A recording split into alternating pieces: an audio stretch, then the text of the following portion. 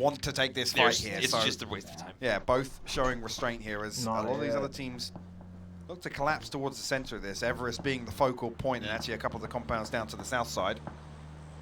Wait, Northern Lights wanted the top, they then realize it's taken. Then they try to come back down. They realize all of Overpeakers have managed to make their way back towards the compound. Now, nothing, I think, the position they would have wanted to be in, because they're kind of in a, we're not quite on the top, we're not quite at the bottom. Where do we play from here? Well, yeah, where do we play from here? Because Northern Lights have an opportunity. Actually, you look at who's up on the top side, and with that not coming through, that actually opens an opportunity for Northern Lights to have the numbers advantage. Stardust is split, Win or Die is split. Gushia are trying to get up to the top side. It's just X-Stands now up. It's just X-Stands now up. It's just X-Stands now up. Oh my god. It's just X-Stands now up.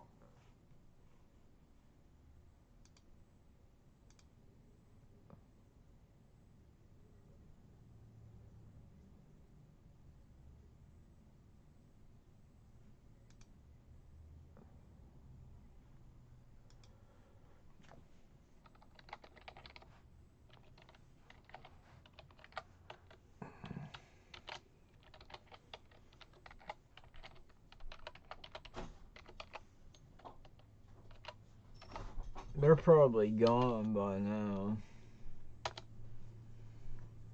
Oh, come on. I don't know, he doesn't deal with a lot of people.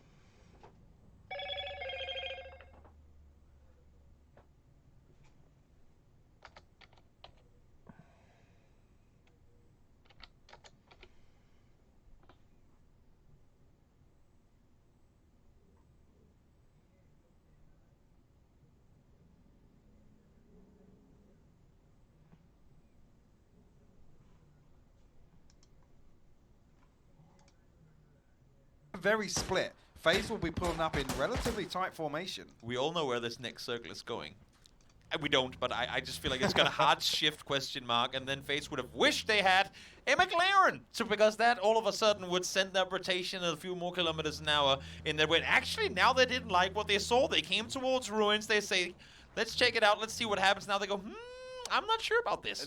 There might be kind of the victims of their own intelligence, right? Their own awareness, because the next cross, once this circle closes, Chopsticks is out. You either wrap in the blue or you come in the open of Gatka Field. There's no way they wrap through center Gatka without having scouted that.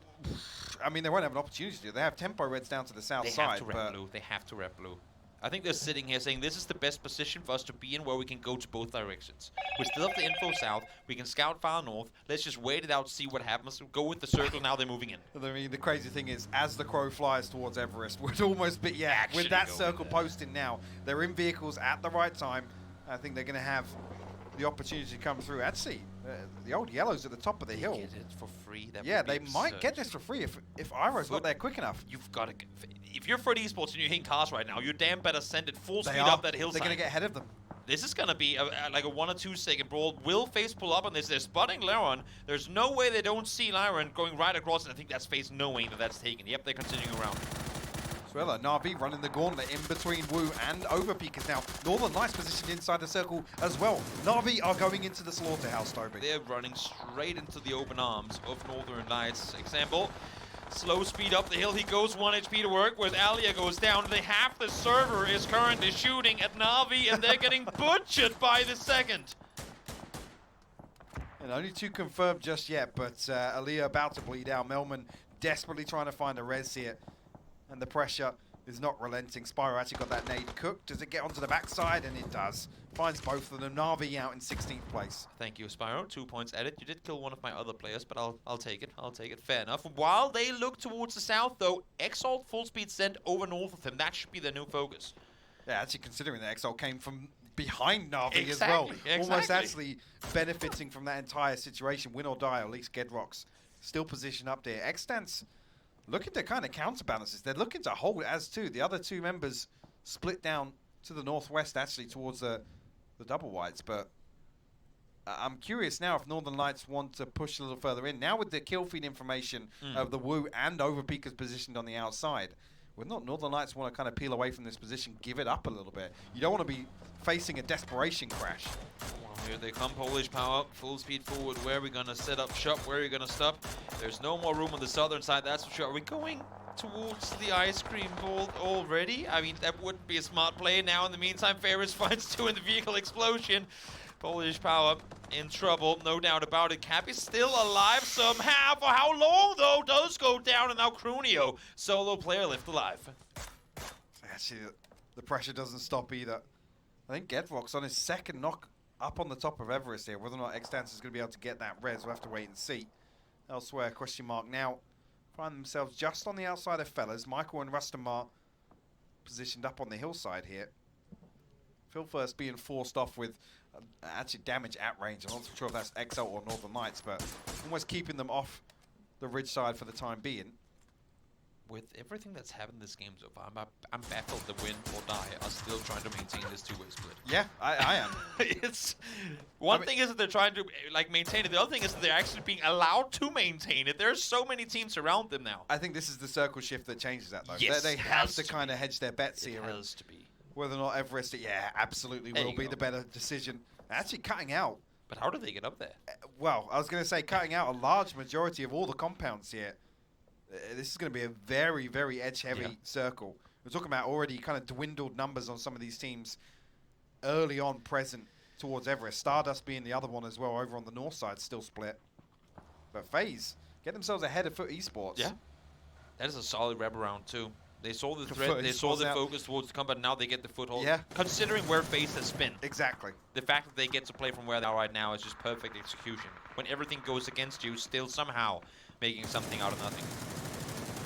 Trying to connect the spray here. Actually, Rustamar off to the left side will get dropped here by Squeaky with the multi. Actually, lots of fights going on now as a couple more teams look to try and get into the mix of things. Silas will find the first and the second. Layoffs goes down, but Metaby responds onto Silas. Sorry, win or die. Cavalry never arrived. They were set up shop down below and just never got any further. Nox coming through. No kills confirmed, though. Silas does go down. Unfortunate if you don't get any of those flushes, would be a 0-point game despite the effort they've put through to try and get to where they are. Is Xdan's going to go for his third res of the game now? I mean, there's a window of opportunity. Obviously, Silas was a little split there. Bestelok finding 2. Jeems and Vard will fall, but Mexi responds. Be careful with that vehicle, though. EB is not in a position to help just yet now. The push comes over the hilltop, though. Quizzy, good angle. Does get tacked on the side, though. Quizzy does find Mexi, fortunately. Will Fellas pull up on this or not? I'm not sure. EB trying to peek on forward. Goes to the flush, is trying to secure the kills. Nixie is down and out, but Bestelok should still be able to get back on his feet. Having said that, Fellas are pushing full speed forward. Probably me and Clib a little bit disconnected here. See if Fellas can clean things up. Obviously, with Rustenmark getting knocked. He did get res. Michael's the one to die here, and shooting fish in a barrel here for Rustenmark. Should be able to find the final kill as well. And the Woo will fall in 15th place. Actually, a little bit frustrating there not to be able to find Clib as well. We had to survive this one out. Miraku making his way towards Northern Lights on the edge of Everest here. Very ahead of the curve, honestly. Perfect. It's a fantastic molly. Gustav is going to be down, no doubt about it. As I say, that might actually stay alive. Nope, there he goes. Those fall down. Ace trying to wrap down below, get the off angle, try and see if he can catch Iroh. Maybe with utility in hand, but the footsteps will have been heard. Peek over the top, finds one. Great instant double headshot from Iroh. Gets the instant rush as well. Fex got something to say, gets the knock on return. Odin is still down below, but Fex is down exactly. It's just 2 HP, and now the push from Stardust coming in from behind too, and that's going to be the end of FaZe Clan. Looking at the third party, they're still 4 strong. Stardust finally regrouping here, and Foot Esports licking their wounds for the time being. Iroh's still down. We'll get rezzed up now, though. So 4 strong once again. Lyran got to be the linchpin. Has to slow down this push from Stardust. Apocalypse position could be key, though. Yes. I don't know if he's even looking this direction. I'm looking at the minimap. He keeps swinging back towards the west. This is, I mean, for the sake of Howl, this is 3 games in a row now where, I mean, idea and timing has been perfect on the third-party attempts. Just at no point have they worked out for them when it came down to the, you also got to hit your shots in order to, well, pull off the play you're trying to pull off, right? This might just be the time. They'll win or die, though, on top. Alive and kicking, trying to stay put. Wait, they went down and rest them? And now all 4 on the hilltop? That's what I'm saying. Yeah, Gedrock was looking to go for the reses. That is ballsy. And it paid off. Credit where credit's due. Good job, you got the hilltop. Weston finding a great knock with that first nade. Going to try and follow up with the second. It will happen just off screen here as Julio finally falls here. And actually get themselves the compound at the same time as Ascend pull up. Just like that, a send through on the side. Ends thought, we're just gonna go kill this one guy. Full team pulls up. They get the kills. Ends out. Iroh now back on his feet. Looking to do some damage here. Going to find a knock onto Schofield as well as that initial flush. But Stardust now a little hesitant. The ones that initially were looking to instigate this third party and follow through have allowed for esports to really dig their heels in. I think. And get 4 strong once again. Yeah, and honestly, I think when Circle went north side hill, you go, we don't need the south side. We don't need to aggress on them. There's going to be teams pushing in from the south. That's when we third party. Unfortunately now, Howl kind of in a position where they can sit tight for themselves. Fellas will go down. 10th place for them as we hit the 21-minute mark. I'm curious here. Stardust, the ones with, I guess, best access to the high ground. So they should be the ones aggressing in this situation. Elsewhere, Northern Lights, at least Spyro here, looking to try and get a couple more tags outside that smoke. We'll land a couple inside, actually. Exalt taking a ton of damage. Artie has fallen. Fairest and Fate here to try and recover or scramble their way back into the circle. Question mark set up ahead of them. You can see Hobbit and Dante fixated on their position.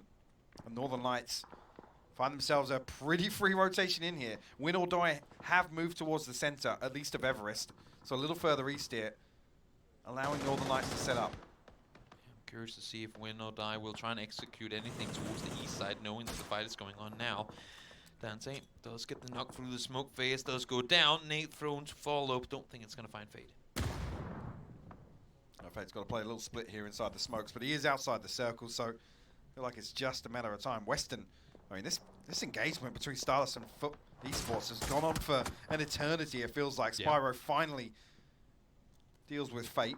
Exalt out in 9th place, so into the top 8 now. And Stardust have had to peel away from this. I'm amazed that with their early positioning, that window of opportunity was not capitalized at all. Not at all. Circle does go north. I like how Killikai Brexo just came towards the balance and I'll go, wait, should we just go back to the ice cream shop again? Because we might just be better off chilling and getting top 3 guaranteed, but we'll see how they opt to play it. Iroh now peeks on over. So does Lyron. Lyron will fall at the hands of Laza. Iroh's got to be so careful as well. He's going to be on his 3rd knock if he goes down. The nade just comes through. He's going to find him. That creates so much pressure for Foot Esports now. Trying to peek on over. Want to get back over the hilltop. Molly in hand now as well. Can't really make anything of it. As you're saying, the bleeder is faster than Iroh. There should be no way Weston is going to be able to get back on that left side. I think, actually, he's already been picked up. Or at least he's on the shoulders of Odin. Yeah, he's being rezzed. Odin to the rescue. Able to get him at least for now. Yes, does commit to the res and Iroh is back on his feet. The timing's going to be really awkward, though. They have to deal with how quickly Stardust have actually got themselves ahead of this engagement, once again in a power position. Elsewhere, actually, is that Brexco getting knocked? So creating a little bit of pressure onto the north side here with a center this 2-2 split. Yeah, Weston tries to peek on over. Again, just buy time for your team to get back up alive, get back to full HP.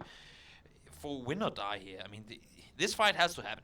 I feel like Win or Die wish they had cleared everything before this happened, because now they're in a 4v4 against Northern Lights, and that's not a fight you win too often. No, it's not. And having to go for those reses ultimately relinquish that control. Gusya actually looking to cook that nade. I think Batulin's just spotted him there with that peek. Potentially Perfectic's going to confirm it. Oh.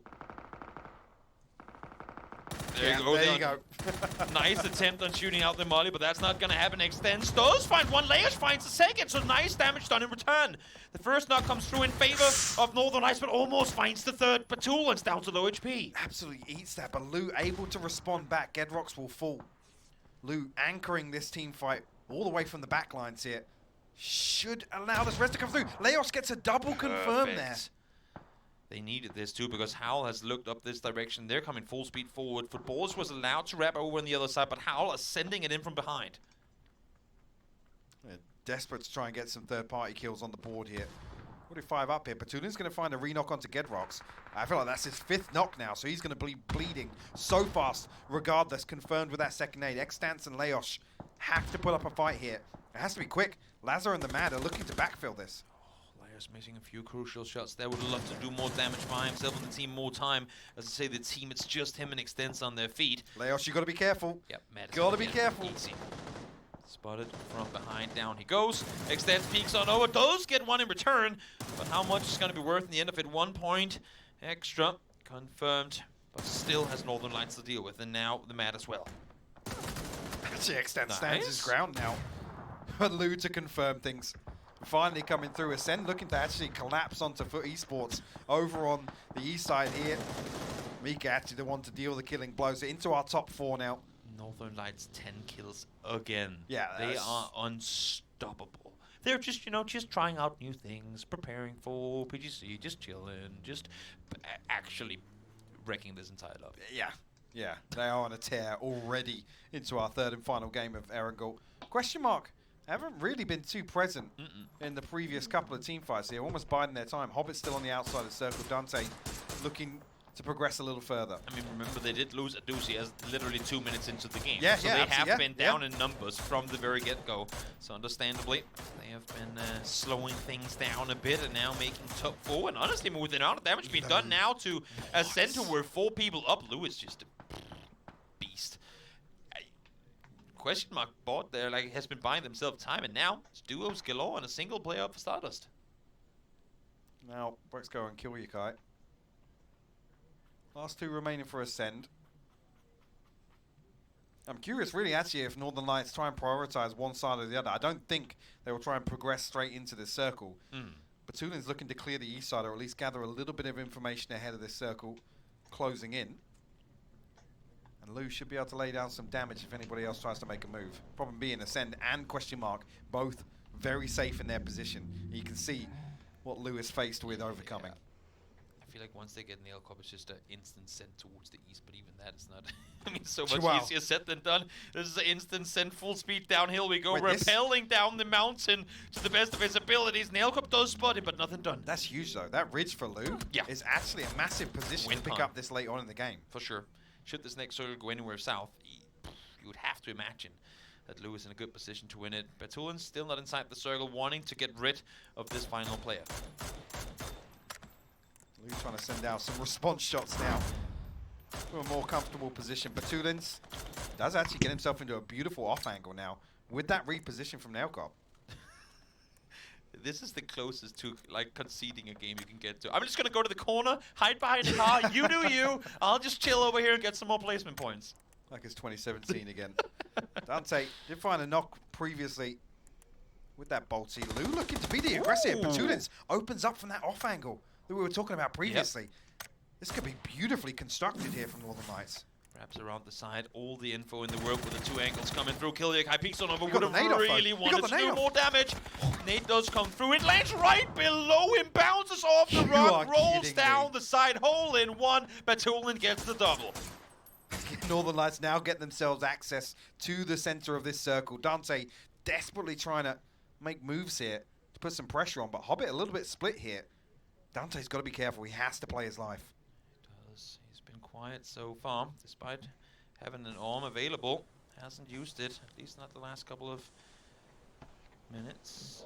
Playing it tight, playing it slow, hoping that maybe the smokes is gonna disrupt some sort of audible cues. Nailcop goes for the vehicle rotation again, and fair, he's still alive. A little bit of misdirection though, with Hobbit opening up here. Batulin's is desperate to try and capitalize on that fight. Lou should spy out Dante here though. Does he hear him? I mean, Batulin should just swing off contact. There you go, yeah. Perfectly played. Northern Lights with an absolute stranglehold on this end zone. Audible Q came in from below. Hobbits at least gets 2nd place guaranteed. Can he find more with it? We go straight back to the fight west of Pachinki earlier. Hobbits could have potentially dealt with Northern Lights. Now he's given a chance again, but this time around it's not looking to go his way outside the circle now as well. And Lou desperate to try and find anything onto him. But you feel like it's just a matter of time looking at that mini-map, Toby. It's not looking good, no doubt about it. Batulin's is even looking the other direction, just chilling. I mean, you know, Lou, you just get the kill. Let's get this over with. Yeah, give it to Lou, please. Go next. Oh, no. Get it to Spear. Oh, no, he's dead. No mind. That's a winning nade. You think? Boop. Oh, it's a decent chunk of damage. And it's Lou to seal the deal. Another fantastic performance from Northern Lights here. 15 kills. Again, showing that actually, regardless of the situation, they're able to continue with this form. Almost just playing with the lobby right now. Back-to-back chicken dinners. 13 kill win into a 15 kill win. Just stop them. Somebody, please just stop them. This is unheard of. Absolutely insane. Well, we'll throw it over to the desk, see what they think of this one. Northern Knights, James, here they are again. They do it time and time and time and time, to quote Froz. Again, ridiculous stuff coming out from Northern Lights. Another victory on the board. And it's not like they were even central during a lot of this, playing Everest, playing for the fights here, Avenger, and winning again. Yeah, it's, you know, we were kind of talking about it. Let's make sure that it's not a team that's already guaranteed that's going to be winning this spot here. And then already they're kind of spoiling it. And what is scary is they're usually a team that really pops off in the second week, some of the last days. Right now, they come out here, they dominate from the start, and it's kind of scary. They're looking in an insane shape right now. This is the problem. Even if they don't get the victory here as well, Saga, they're a team that just constantly gets double-digit kills anyway. Well, sample size for that is 1 so far of the 3 games, because they picked up the victories in both of the teams. But no, you're absolutely right. There's a reason why they're so far clear at the top of the standings, and they talked about they're trying out some new things, testing some new strats. Well, it's clearly working. Definitely so, definitely. So, overall, I mean, what do we even talk about in this game? Because overall, you have Everest, this extreme landmark that a lot of teams are playing. Winner Die, for example, somehow manages to get to the middle of everything, but eventually the bulldozers come along. Usually, you want to play off one of the edges, right? You want to be one of the teams sweeping, getting in from the back of things. And then again, they do it on the perfect side. They manage to be the last team on the west side, and then they just start sweeping, getting so many teams. Lost a few players, but then clutching it as 2 quite impressive stages here. You saw on the opposite side, FaZe was trying to do the same thing. They were really trying to mirror that on the eastern side. It makes a lot of sense, because that is probably the ideal way if you don't get the initial maneuver to get up on top of Everest and have the high ground all to yourself, but you want to prevent other teams from getting up above you. But for FaZe, it just fell apart because there was too many avenues in from the eastern side, whereas the western side was preliminarily swept. Yeah, it's difficult, especially if you don't have yourself a spot when it comes to Everest as a whole here, Avenger. We saw so many teams trying to scramble for a position. Teams like Fellas obviously trying to come in on the west-hand side, going up against... It's not easy. No, in general, you know, Everest is just a really, really hard situation to get into. If you're not one of the first teams there that is pushing out and sweeping it, if you're not one of the teams coming in from the southern or eastern side where you have a better approach, the west side is really hard to approach from as well. Again, they just managed to do quite well. I was happy to see Ascent kind of succeed a little bit with some of the crashes that we saw on ends. They had a good amount of points here. But then again, it's really hard if you're not full 4-man. Then they had to move. It's just a really rough situation. We have so many eyes to watch you. Indeed. Speaking of the scenario, I actually just elaborated to overall. Let's check in with Fellas and the Woo from this game. Okay, see ya guys, come here, yeah. OP's running on me. Okay? Guys? They jump behind. I'm dead. It's full foreman. Coming. One in car, in front of you, one in car. Yeah, and me. He stopped. It's only one. She's only one here. He's waiting. He's on the just there way. Nice. Let's go on the hill. Northeast. Oh, that's a knock. Nice. You're gonna rest me. Get the flashes. Right now. Just run to me. Yeah. I'm dead. I'm getting shot in the back. I'm not from behind. All of the Everest guys sees us. Yeah, Everest is full vision. Dead. I'm running close. Running in. Maybe he's complaining to blue here. He's on the close switch still. OP one up. Taking car. Getting spammed from Everest. Shouldn't all do this, just so you're gonna need to have a car for them. Resin 4, you saying Resin? I stole the knock. Nice. Damn, great to get both perspectives there as well for all of that scenario. But I think what's interesting there, Saga, is we even heard from Bestalosh early on in the pre-show, I have a hair on my nose, that he has never really had to communicate in English before when it comes to your team dynamic. But we heard him there, very vocal, very kind of a little bit chaotic almost in those comms. Yeah, and he did say that it was a bit of a struggle to adapt to that. Yeah, and I like that we also saw Fellas who have the same thing with the 2 previous Ents players coming in and joining in with the UK boys and Ireland to come in and communicate in English as well. It's the English guys are having a rough time communicating. Yeah, we really are. Once you get Tixie, once you get him going though, I mean, it's over. He's just constantly talking. So yeah, you know. In the PL days, 2019, when they're together with a lot of people in studio all the time, speaking a lot of English, then go home for 2 years. It's kind of falling apart a little bit. I talked to him a few times, and he's like, "Yeah, it's gonna take some time training, but you could definitely tell Calm collected a little bit more with the fellas guys, yeah. and also especially from Ruston Martic, so they are a little bit more laid back than a a hectic Nixie and Bestelotch there. That's a very Finnish and UK thing, though. Very kind of little bit Yeah. reserved. I think Unless, it's kind of a you know- good mix and match for them with kind of how their personality is also kind of going quite well together. All right, let's take a look at the numbers then coming in from that game. Oh. And of course, Northern Lights does what Northern Lights does, Saga. Honestly, We had to make not the boxes too bigger. much. Yeah, we really did. Had to add an extra column on the damage, but it's not too much of a surprise to see that the damage and the kills be so similar to one another, based on the fact that every time they throw one out, it seems to be doing 80 plus damage.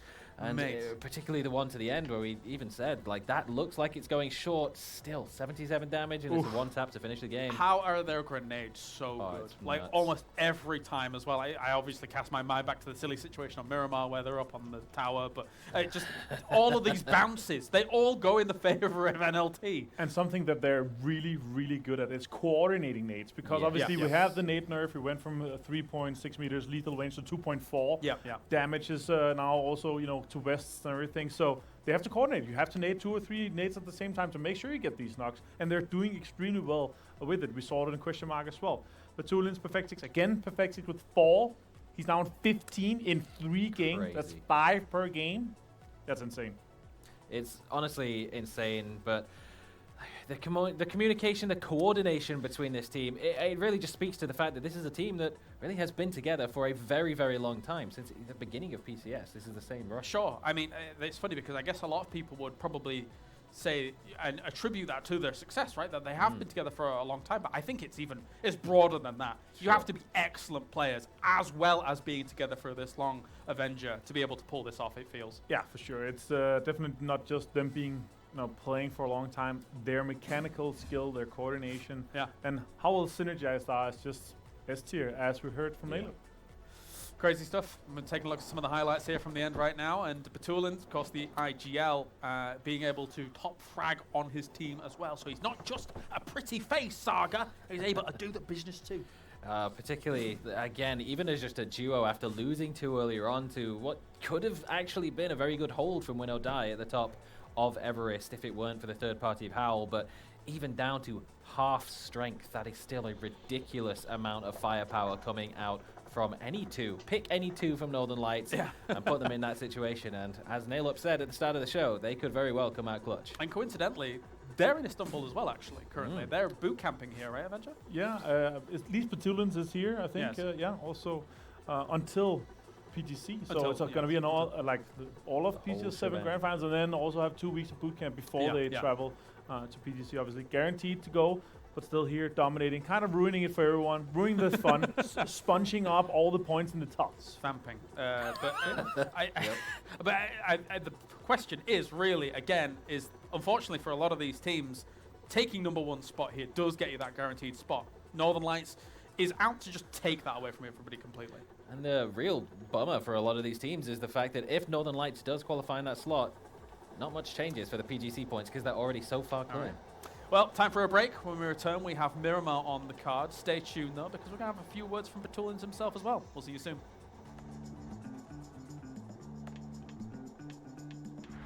Hi guys, in this video we will be looking at some clips from the PCS 7 playoffs that were played last week. And the first one is actually from Pug Ali. He clutches a 1v3 against Pixu and Miraco and the Rustomar. I guess Michael died earlier, not surprised.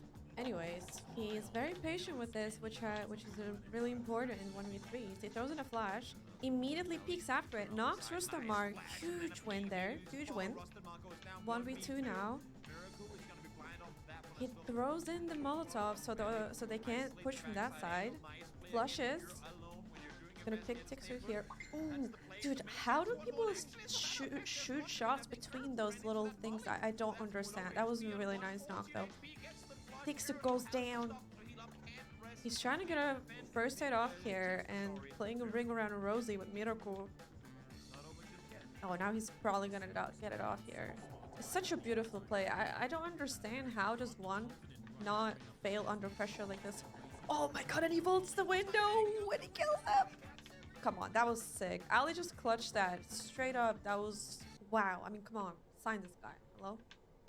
Okay, for the next clip, I have picked out this one. I feel like as a PUBG player, literally everybody has been in a situation like this, where your team barely makes it into the circle and you all try to squish in a shack, and then some random guy comes in, starts tossing his whole inventory at you, 10 grenades, 10 Molotov, and your whole team is just so far. Oh no. This is fine. There's literally nothing they can do. Oh my god, they got 2 knocks. Oh, they're all dead.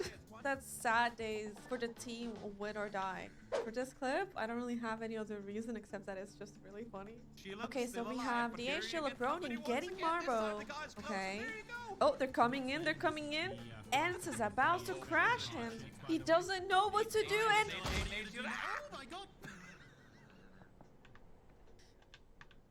I just love how the casters also just laugh, say nothing else.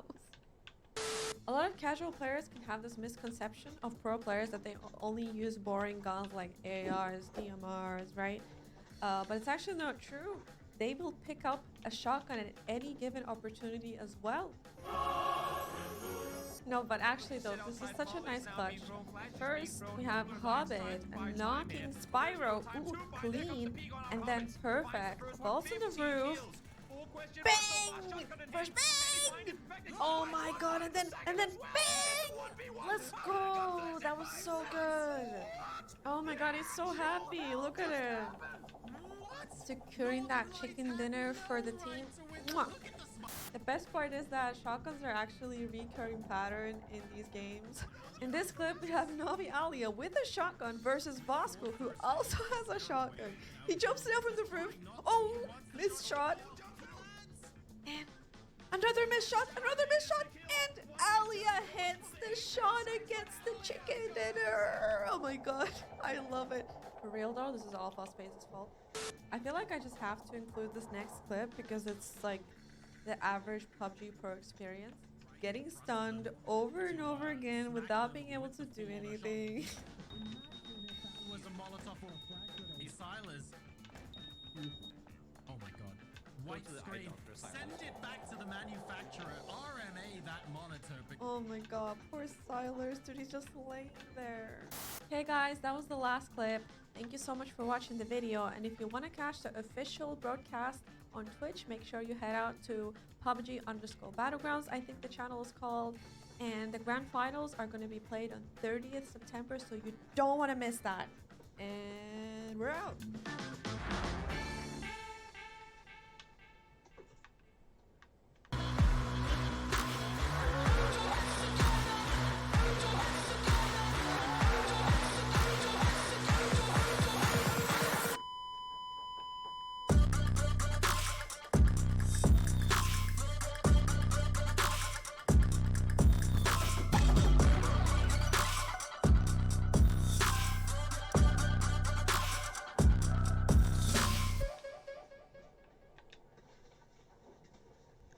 I'm joined by the IGL of the team that's completely popped off in the first half of the day. Hello, Batulins.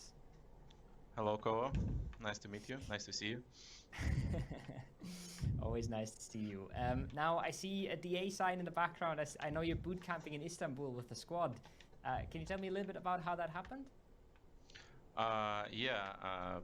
It's kinda was a very fast travel to Istanbul. We just decided in a few days that we should come here with my Russian teammates, and we are DA. Very luckily for us, they provided a very nice gaming house for us. So big thanks to them for everything. Our PCs, the whole atmosphere here is very nice. Yeah. So and as you can see, our results are also very good right now in the game. So we are definitely happy with it. So yeah. Yeah, I wanted to talk about your results a little bit, but first, after watching PCS Asia this morning and now completely dominating EU, do you think one of the regions is stronger than the other? I mean, for sure, Asian region is stronger than European region. I mean, not like exactly like some teams. Yeah, the average level of the players in Asia is just higher. I think that anyone will tell the same thing to you, yeah. because all of us, when we watch Asian PCS tournament, we can see insane individual skills of all the players, and yeah, I guess that's the difference. And also they fight too much, yeah, and because of it they have more like surprise moments where people see like, yo, this player is so good. Like I can't imagine like European players against Asian players, yeah, but that's not true. We just have a bit less players, but we still have very nice teams. So I think, yeah, that's all I can say about this thing. Excited to see how that plays out in PGC then. It's still very early now in PCS 7, so I think it's a good time to ask, if you had to pick one team that can fight with Northern Lights, who would it be? Footballist. I don't know why, just saying. Footballist. Just because you're in Istanbul right now. Nice. Yeah. Cool. Thank you so much for your time, Sasha, and good luck at the rest of today. Yep. Bye-bye. Batulins, bathrobed and all, so far looking great here for Northern Lights. Welcome back, ladies and gentlemen, to PCS 7 Europe Grand Finals. I've got Saga and Avenger here, and Saga, so far so good for good old Batulins. Yeah, I mean, he brought the bathrobe, and that just means it's a sign of yet another championship for NLT. Maybe. Yeah. They're scary when he dons the bathrobe. But what happens if he takes it off, like kind of like unleashing a strength meter or something like that? Like a Super Saiyan upgrade? Yeah. Yeah. Did you say Saiyan? Yeah. Okay. Keep going. Yeah. Maybe we'll see that for PTC, so they can potentially win it. Maybe. So that's the interview here with Batulin. So far, so good for them. At the top of the scoreboard. Let's check in with that scoreboard here, as now Northern Lights is asserting dominance already here. Just having 3 games of Erangel, and with now 2 Miramars to go here, they're going to be sitting pretty up in that number 1 spot for sure. Meanwhile, all the other teams trailing a little bit, I think is fair to say, but win or die here, Saga, in number 2. Yeah, they've really been making appearances towards the late stages of the game. They were actually very well suited to make yet another top 3 appearance if it weren't for the fact that Northern Lights was the team that was making the push onto their high ground position, and then cheeky little Howl came in behind them. But once again, Overpeak has started off really strong with the first dub of the day, and now things have sort of slowed down a little bit. A couple of teams have overtaken, but it's still nowhere close to catching up to NLT. The big thing here, obviously, is how close it is from second and all the way down, right? But still, pretty good performance. Question mark is one that really lays in there. We were talking about it. They have to get top 5 to overtake Heroic and put them out of that 8th spot. So that's really interesting if that's going to continue. We've had some good performances. They were there last year, PGC 2. So we know that the performance is definitely coming through before. And at Doozy, the PEL GOAT himself has had insane performance himself too. Yeah, definitely. Now we move on to Miramar, though, of course, and I think for some of the underdog teams, actually, this was a place where they found a little bit of solace, a little more points here and there. We saw in that last chance, Stardust having a decent time here on Miramar, Exalt have a decent time on Miramar. Who are your eyes on for Miramar? I think really we just have to, again, just look, obviously other than NLT, because they're good. I mean, Batulins literally has a position on Miramar named after the man, That's true. So that's always going to come into play. But as you said, Stardust, the likes of those teams where they did sort of struggle somewhat. I mean, they were particularly invisible on Erangel in the early stages of the qualification stages, but they definitely did make those adaptations and comebacks. And as we get towards the later stage of the tournament, maybe see some of those will come into play. Adventure?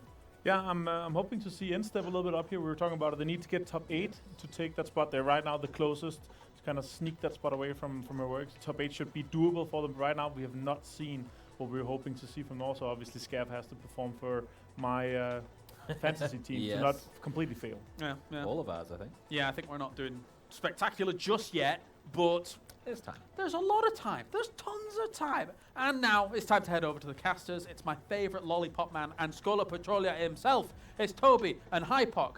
How you doing, boys? Good. Which one's the lollipop man? I think that's you. That's gonna be you. Oh, okay. Yeah, of course. you do the breakdown of that one. Why is that? Surely a British reference. Maybe. There you go. That's what it is. Cool. I'll take it. Yeah, there you fair go. enough. In any case, we're headed on over to Miramar, as they just mentioned on the Discord. I mean, we kind of cleaned. We went off to a good start initially on Erangel with no hard drops, no early contesting anything. I'm hoping we're seeing the same thing now that we headed on over to Miramar. But then again, I mean, things can change. I feel like Miramar does present more contested loot spots than Erangel did. Yeah, I think it opens up some of the possibilities for a couple of teams that do want to get a little more aggressive on foot, particularly towards, you know, Circle 2. We look towards, still classify that as early game, right? Again, the macro kind of switches up here. So an opportunity for maybe some of the teams that have been trailing a little bit. More kill opportunities will present themselves, particularly in terms of rotations as well. No doubt about that. Playing straight from the south to the north could not be any more straightforward. I feel like that's what I've introed literally every single game today with. And here it's presented once again. You get salute wherever you want. I don't want to see anyone hot dropping each other. Yeah, this is the one that ultimately everything accessible here with this plane path, and whether or not that is dropping for a vehicle or stretching across. So eyes go towards at least some of maybe the hotter spots in terms of towards Hacienda in particular, San Martin. You got rid of them. Whether anybody's going to commit for a vehicle very early on, but because if everybody's navigating their way away very conservatively, Northern Lights have themselves a lot of space actually towards the middle of the map, and considering how we've seen the previous plane pass follow on to circles, could give them an early advantage here, at least on Miramar. Again, this plateau towards Power Grid, crucial spot in terms of obviously anybody having to rotate. And also giving Northern Lights a little bit of breathing space. It's almost as if the team that plays the most off of info collected is also the team that puts itself into the position to collect the most info. I think I follow with that, yeah. Yeah, it's almost as if, Who would have thought? I'll give you that one. You know what? I on purpose didn't mention this because every time I say I want an island circle, it doesn't happen. Now I didn't say anything, but I've been waiting for a new Oasis circle too. And this one, while it might not necessarily end up there, we've already seen in the qualifiers how this new landscape up here, the mountain being that much flatter, how it has played a factor in the games. I mean, you say it might not, but actually the southern tip of this actually slicing through San Martin. So there is a strong possibility, right? Yeah. I mean, obviously that changes a little bit in terms of the dynamic of some of these shifts, but I mean, the only overlap being, I think, is that Tixu and a Doozy maybe just picking up vehicles here, but should be able to navigate away from each other. FaZe obviously over towards Torre Amuda, having a big gap between them. Actually, nobody really with decent access towards that. Obviously, nobody occupying water treatment early on as well. So don't expect too many of these teams to really stick around, but the question comes back is rotation paths into this circle. San Martin and Hacienda do become those power positions. Whether or not anybody's going to stay late, obviously massive opportunities for rotation camps to be set up on Miramar. I'd say this, I mean, now with the change to the map, center is now playable. Before, you'd have one team posted up on the hilltop early with a, like, just didn't have like a AR. They just have a DMR, 6,000 bullets, and you could not go anywhere near that entire mountainside for days. Now, with it being flat, I mean, you can still play around there, but you don't assert the same dominance from that position that you used to. You can scout across, around it. There is a road now leading north. Well, the problem being is actually that lack of information now. There's not as strong a position to really sit up there and scout anything, right? Especially almost Batula's 2.0, right? Over on the north side, that ability to have absolute oversight on rotations, on numbers, on everything that becomes crucial, especially through the mid-game. Marsalik is full speed sending, and if he is running into trouble, if he doesn't watch out here, that should be a freebie. There's no way he doesn't get that. No tires pop, no... I mean, 2 bullets were connected, but I feel like they were toe taps because only a bit of damage comes through with it. Marsalik gets away with what should have been a knock there. Yeah, Miraku positioned a little further east of this. Now, he is disconnected from the rest of his team, so don't expect him to be making moves too early on here, but the rest of Polish Power actually almost mirroring Stardust in rotation. Apocalypse was the disconnected member as well here, but he's going to have good oversight towards the rest of Polish Power rotating in. Yep. It's Apocalypse against the world right now, trying to fend off against all of Polish Power. Exactly. Doesn't even have anything to work with there either. Tries to spray on through, hit or not, apply the pressure, force them to go off in the other direction. And now, as we see in the minimap in the bottom right corner, the cavalry has arrived. But, as I say that, Polish Power pulling up on this, and they don't have Marsalik here. I think they're actually noting, that there's only one set of shots coming from this, but Stardust backfilling this. They were all stacked up in rotation here. Cunio just gets away from it. The timing on that one, caught with a nade in hand. Now North is around the side trying to find one kill. Forced to go back inside the building. Nailcorp is isolated from his 2 teammates as of right now, at least. But they're all here. 4v3 again. Marsalik, 0 impact in this right now. Decent tag coming through onto Celtic, but that nade not going to do anything towards Cappy and Norkis, but actually, a couple of tags do come onto Cappy. Nice camera POV there in the bottom right corner. You can see Marcel, he's desperately trying to make his way back towards his teammates, but he has to worry about Phyllis on the other side. He has to worry about Question Mark. He's dodging and weaving as best as he can while still fully committed to trying to get back up on this hilltop. Whether or not actually Stardust are going to have the awareness that this is the same team and Marcelek was that initial probe sent into the circle, whether or not he's going to be able to get himself into an off angle here. He's got to be so careful about this approach, though. Yeah. He's going to be... I like the idea of now that he is an unknown factor, he might as well try and play an off angle. He might as well try and see if he can wrap around. Issue becomes, you miss that first shot, there's no way in hell you get out of there alive. That is an instant flush. No, ask Spyro about that one. It happened earlier on. This is almost a similar setup here. Being able to be the thorn in the side of Stardust, but Marcelek doesn't like the approach too much. Clip elsewhere will find one to extend. This is just outside El Pozo. See no possibility of a trade coming back through, as you see on the mini-map here. Lots of space. Yeah. It's unfortunate for Exalt, really, because they were trying to do a hard wrap around West round. Like, they did not want to fight here, but they just run into Overpeaker's mid-rotation. I don't think Marcelek's noted yet. Metaby was just out on the corner of the wall looking to jump spot there. Controller. They posted in. Oh, bounces off. I mean, this is the thing, though. Polish Power almost need a knock to enable Marcelek to come through. The follow-up nade not actually going to do any damage now. Again, unconfirmed as of yet, but Polish Power looking to prioritize the west side of this compound. One of the things here is Polish Power is burning through literally all day. So that was the last utility for brand Norkis. new. I mean, they're burning through everything here. But of course, at the risk or the hope of pretty much building a brand metabay new, does but go he down. keeps wanting it. Happy finds a second as well. Things are starting to look good for Polish Power. So you're going to try and sweep through this now. Pull Two up. flushes come through, and actually no response yet from Stardust. Apocalypse. Actually, the third party coming through. Michael's actually found Marcelek from range. That's going to slow down this push. Fellas have been trying to get somewhat of an influence in this fight up until this point. Now, finally, the knock does come through. That knock is from so far away as well, Toby. It is. It's a solid half-kilometer distance. Foot Esports, in the meantime, being pulling through, I should say, the Woo. And again, just straightforward ambush on the roadside there. Easy kill. Lyron goes down. Point through for Woo. Woo. That wasn't a comms listening, don't worry. Celtic and Apocalypse still unable to really get anything done from this position, but like I said, with that not coming through from Michael, Polish Power have definitely pumped the brakes a little bit now. No capitalization from Stardust just yet. At this point, you'd have to imagine that Polish Power has kind of dialed down the position of these two remaining Stardust players. I'm surprised they're not trying to commit harder to the push, but of course, with the off angle, the narrow peek through from Cabby finds the third there as well. We'll get 3 of them in the end. Solid play from Polish Power. And you know what? As much as I was about to say, I'm surprised they didn't push, like hard commit to it. Polish Power is the team that would always push and die because they over-aggress. This time around, we don't need to hurry. We have to play it smart. We have to play it safe. They do it. It takes longer, sure, but they get the kills and they keep all 4 alive. Really diligent as well on the clear through as well. Even after that not coming through, like I said, they did slow down, but Stardust unable to really capitalize from that. Melman out in no man's land. It's not 10 minutes yet, Melman. Don't. Get back to Another safety, 90 buddy. seconds. Watch out, Wall. Watch out. Get back to safety. Seeing actually a couple of teams, Ents, FaZe, and Na'Vi, all kind of crossing paths over here on the northeast side of, technically, center circle. Are they setting up on the mid? Oh wait, no, they're going right in front of them. Are they? They should stop. They gotta hit the cars. Iroh is coming in right behind. It's not 10 minutes yet, Iroh. Don't do this to me. I can't lose 2.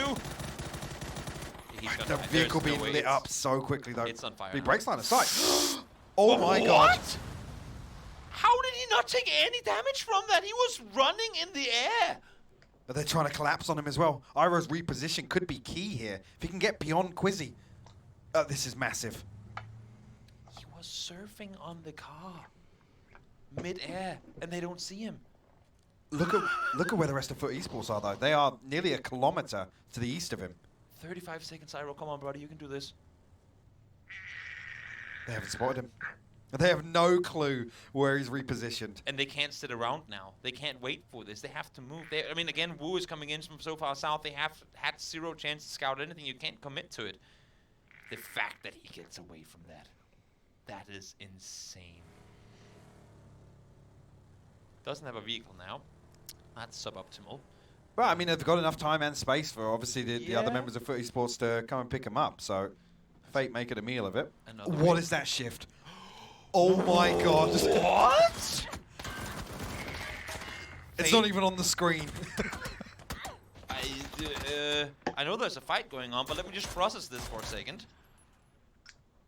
I have never in my life seen a circle hard shift this far north.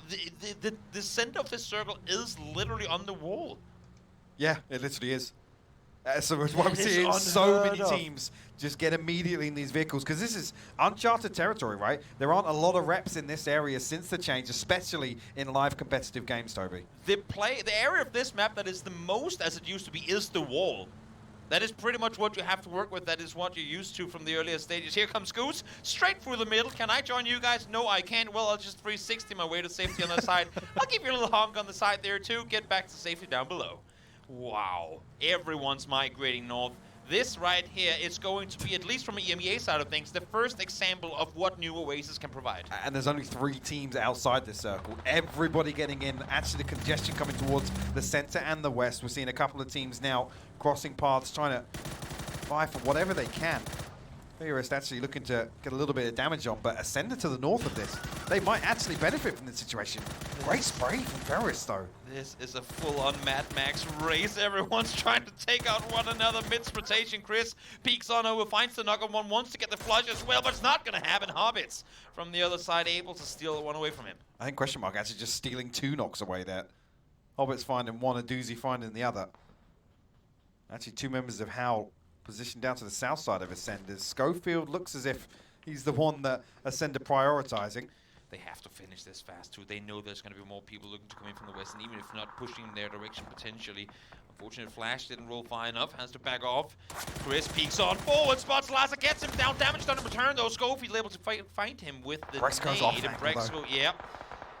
The turret, the tank coming around from the side, trying to apply pressure, but Chris does go down. Yeah, it's going to be an awkward engagement now for Schofield and Brexco. The pressure on Schofield to really go for this res. Trying to lay down a little bit of utility to allow that, but he needs to find a tag or at least something to force Brexco off the angle. Hobbit's actually helping out here from range, being the savior for Howl. I've never seen teams fight on the wall before, using the wall for cover. This is... I love this. I love PUBG. Brexco. So that is a good finds that spray. red dot spray through. Barely any missed bullets through that one either. Schofield goes down.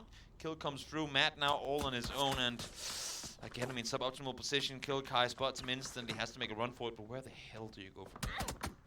I mean, just like that, Howl's numbers are reduced down to just the Mad. And he was the one to ultimately try and be the aggressor on Mika. I was almost going to credit the relaying of information there. Yeah. A tag comes onto Mika, and immediately the Mad looks to close out that kill. But unfortunately, it's an absolute meal of that flash and decides not to force his way through. Actually, Brexco going to get picked off here. Hobbit's the one to find the headshot. Aduzi desperate to try and find that flash. Third time's a charm. Bullets. Nope. Gotta dial it on in. Brexco does go down Dante there to help him, saying, Aduzi, stop shooting with the arm, bro. We need the bullets for later.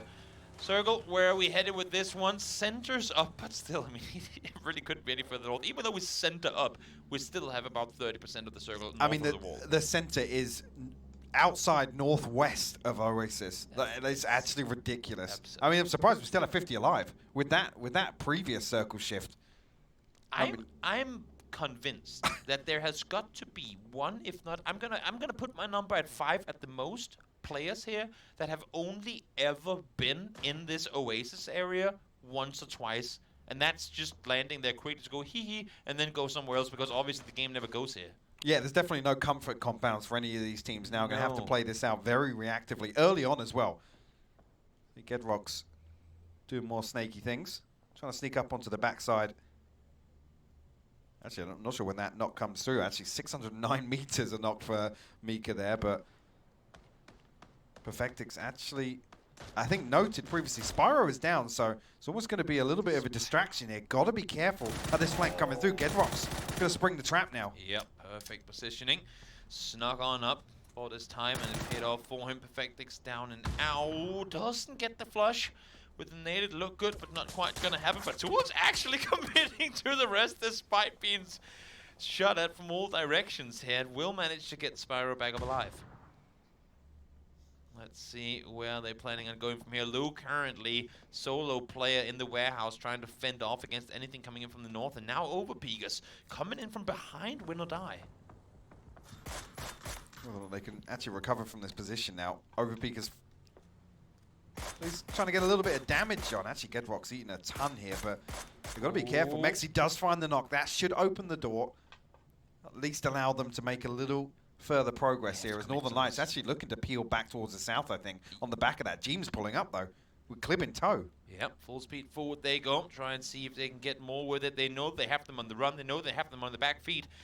Leosh prone down now, back on his knees. He goes, tries to peek on over. Did Jeems spot him on the other side? I think he did. Spots a foot, gets him down. Headshot comes through from Clip. Flash confirmed. Overpeakers finds the second. Oh, actually, whether or not this engagement from Northern Lights and Overpeak is going to happen. Lou is disconnected. We know previously Perfectix did fall. Gushia are able to just tuck his tail and dip out of this one.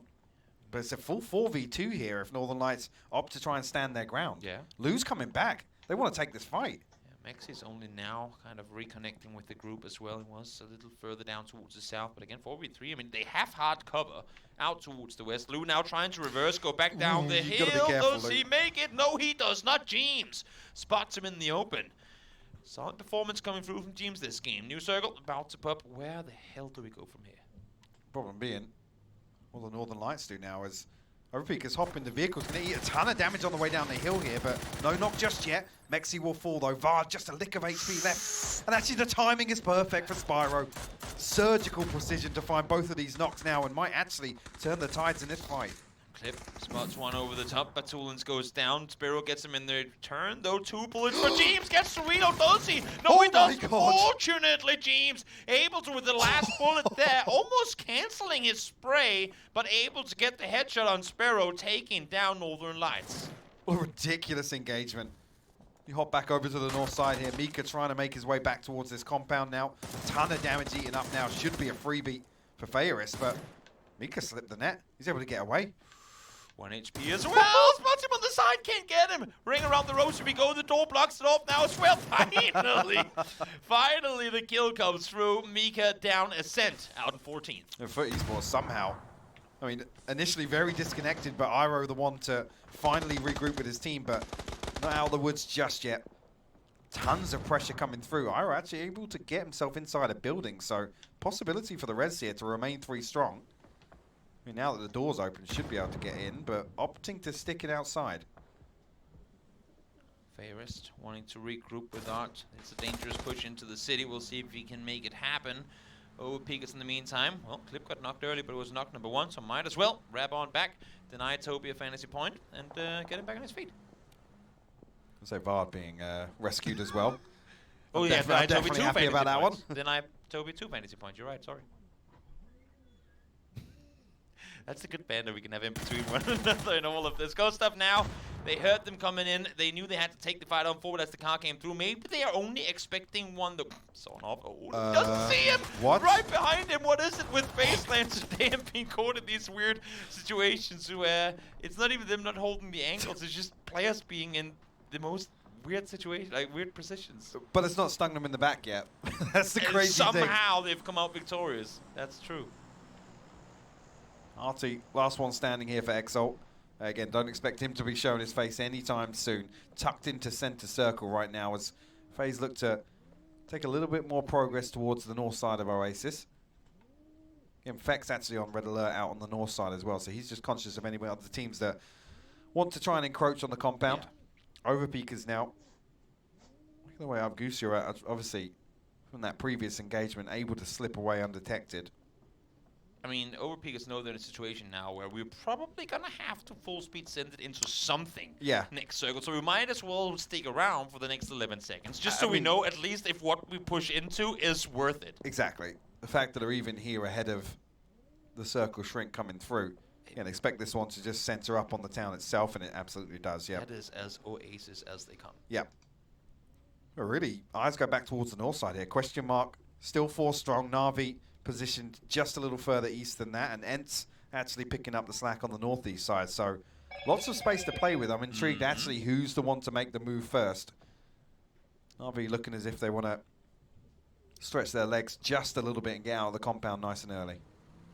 Now I'm starting to wonder whether I'd rather have had this in the old Oasis. Full center on old Oasis with 40 players. I mean, bear in mind, alive. there's still 40 alive, exactly.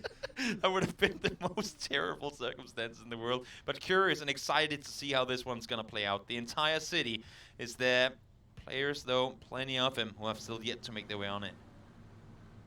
Our figures do make their way around. James being that scout once again.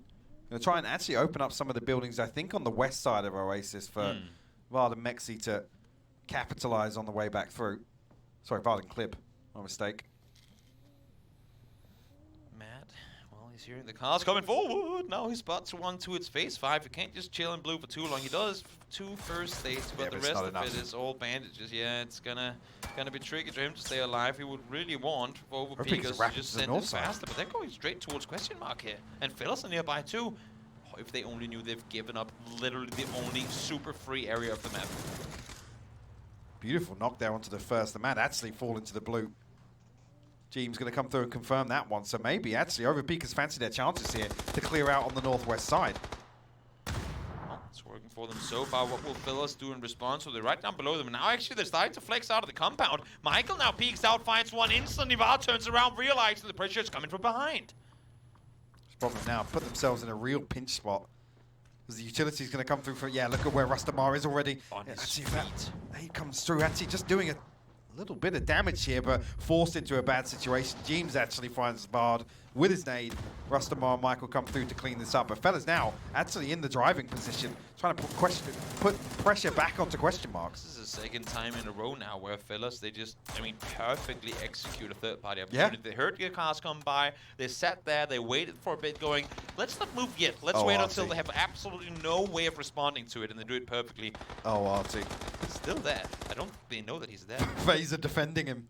He's got more teammates. Aduzi will fall on the cross here. Dante down to just 2 HP, but able to get that first aid off. I don't know if that nade is going to do any further damage. No, just a little too deep. Distance calculations with Gustav. Boom. Nope, not quite there. Mollies, more nades coming through. Dante Brony trying to use the car for cover. Not going to happen. Question mark out in 11th. FaZe have got themselves a lot of space now, a lot of buildings to work with as well, crossing in between, so no threat really in transition here. Na'Vi and Ents, the 2 teams we mentioned earlier on the north side. Ents trying to make their way in. Uber the one to find the opener here. Still 3 left to deal with. Make that 2 now with Uber doubling down. Yeah, two-way positions, or two-way split, I should say, from Na'Vi as well. Ali and Millman not really in position to help out, so really good that Example and Uber are able to kind of fend off on their own. Perfect. Perfect flash line over the top. Example finds him. Even sending Elliot into the blue to try and do the drive-by, not needed. Na'Vi stands strong with just 2. Nogi left on his own, 0 kills for Ents. It's a tough start to the day for them. It is, yeah. A little bit disconnected here, almost a contingency plan for Ents. FaZe out here at least getting curious towards Na'Vi. I'm not sure exactly how that terrain's going to lie if Na'Vi opt to move directly south, but a little bit of space to maybe navigate their way west. And FaZe, I think, probably chomping at the bit now. They want to convert this central position into a couple more kill points. Nixie finds Silas. Well, I mean, at least Silas is alive in phase 6, so that's something for now. Anyway, It's the best innings he's had. You're not wrong. We'll see if he can stay put. It's really unfortunate, too, that it's Nixie that finds him, because it's actually Foot Esports that are pushing towards them. Win or Die will go down. Miracle finds him. Him being Goose, they will fall. We are still not in placement points yet, despite how much all these teams have done to get to where they are. Here, Odin. Spot out just a couple of pixels here. Don't want to be while peeking that reloading. wall, yep. Yeah. Not punished for it, though. Iro's actually managed to position himself ahead of the rest of Foot Esports here and might be able to make this position work. I mean, the read from Nuki in this one is perfect. He spots Foot Esports cross through, doesn't take the shot, then waits for them to go, and now he might get a building for free off of it. We'll see. Odin, utility lopped on forward against Silas, does manage to get back on his feet. So the 3-man push has been halted at least for a little while. Now, obviously, hearing vehicles coming in from Na'Vi on the north side have to make Foot Esports second guess. Did we move too late? Did we not execute fast enough? Are we just backing off of this? I'd say do it, because you have a spot in the circle. You're not in a hurry to aggress. And things will slow down just a little bit now. The Wu actually got themselves onto the island inside Oasis. Again, I don't think anybody wants to overstep the mark just yet. You can see here, everybody has something to hold on to at least. I'm not gonna lie, I'm not sure if the water is deep enough in there that it shifts away from it come phase 8. It might just shift onto the island. Now, wouldn't that be something? I get an island ending that no other caster has ever had before. An island Oasis ending. Yeah, that'd be something. This is being dragged out so long. Neither team really being decisive. Obviously, for esports, the ones to really be defensive here with the numbers advantage being in favor of Austrian Force. Scrap that now as Silas will fall to the nade from Iroh. Actually, the follow-up coming through doing a bit of damage as well. It's, I mean, for esports being 3, trying to make the aggressive play forward, they're going, guys, I think both of them are just waiting for the other teams to make the play on through. You can see Iroh trying to hold the angle, and though they get the knock, it's like, where's the answer? Where's the response? It just doesn't happen. They're both still playing passive now. I mean, it's Nuki, the solo player from Enzo. It's like, guys, are you not going to fight soon? Please, I'm going to start lobbing nades in your direction then.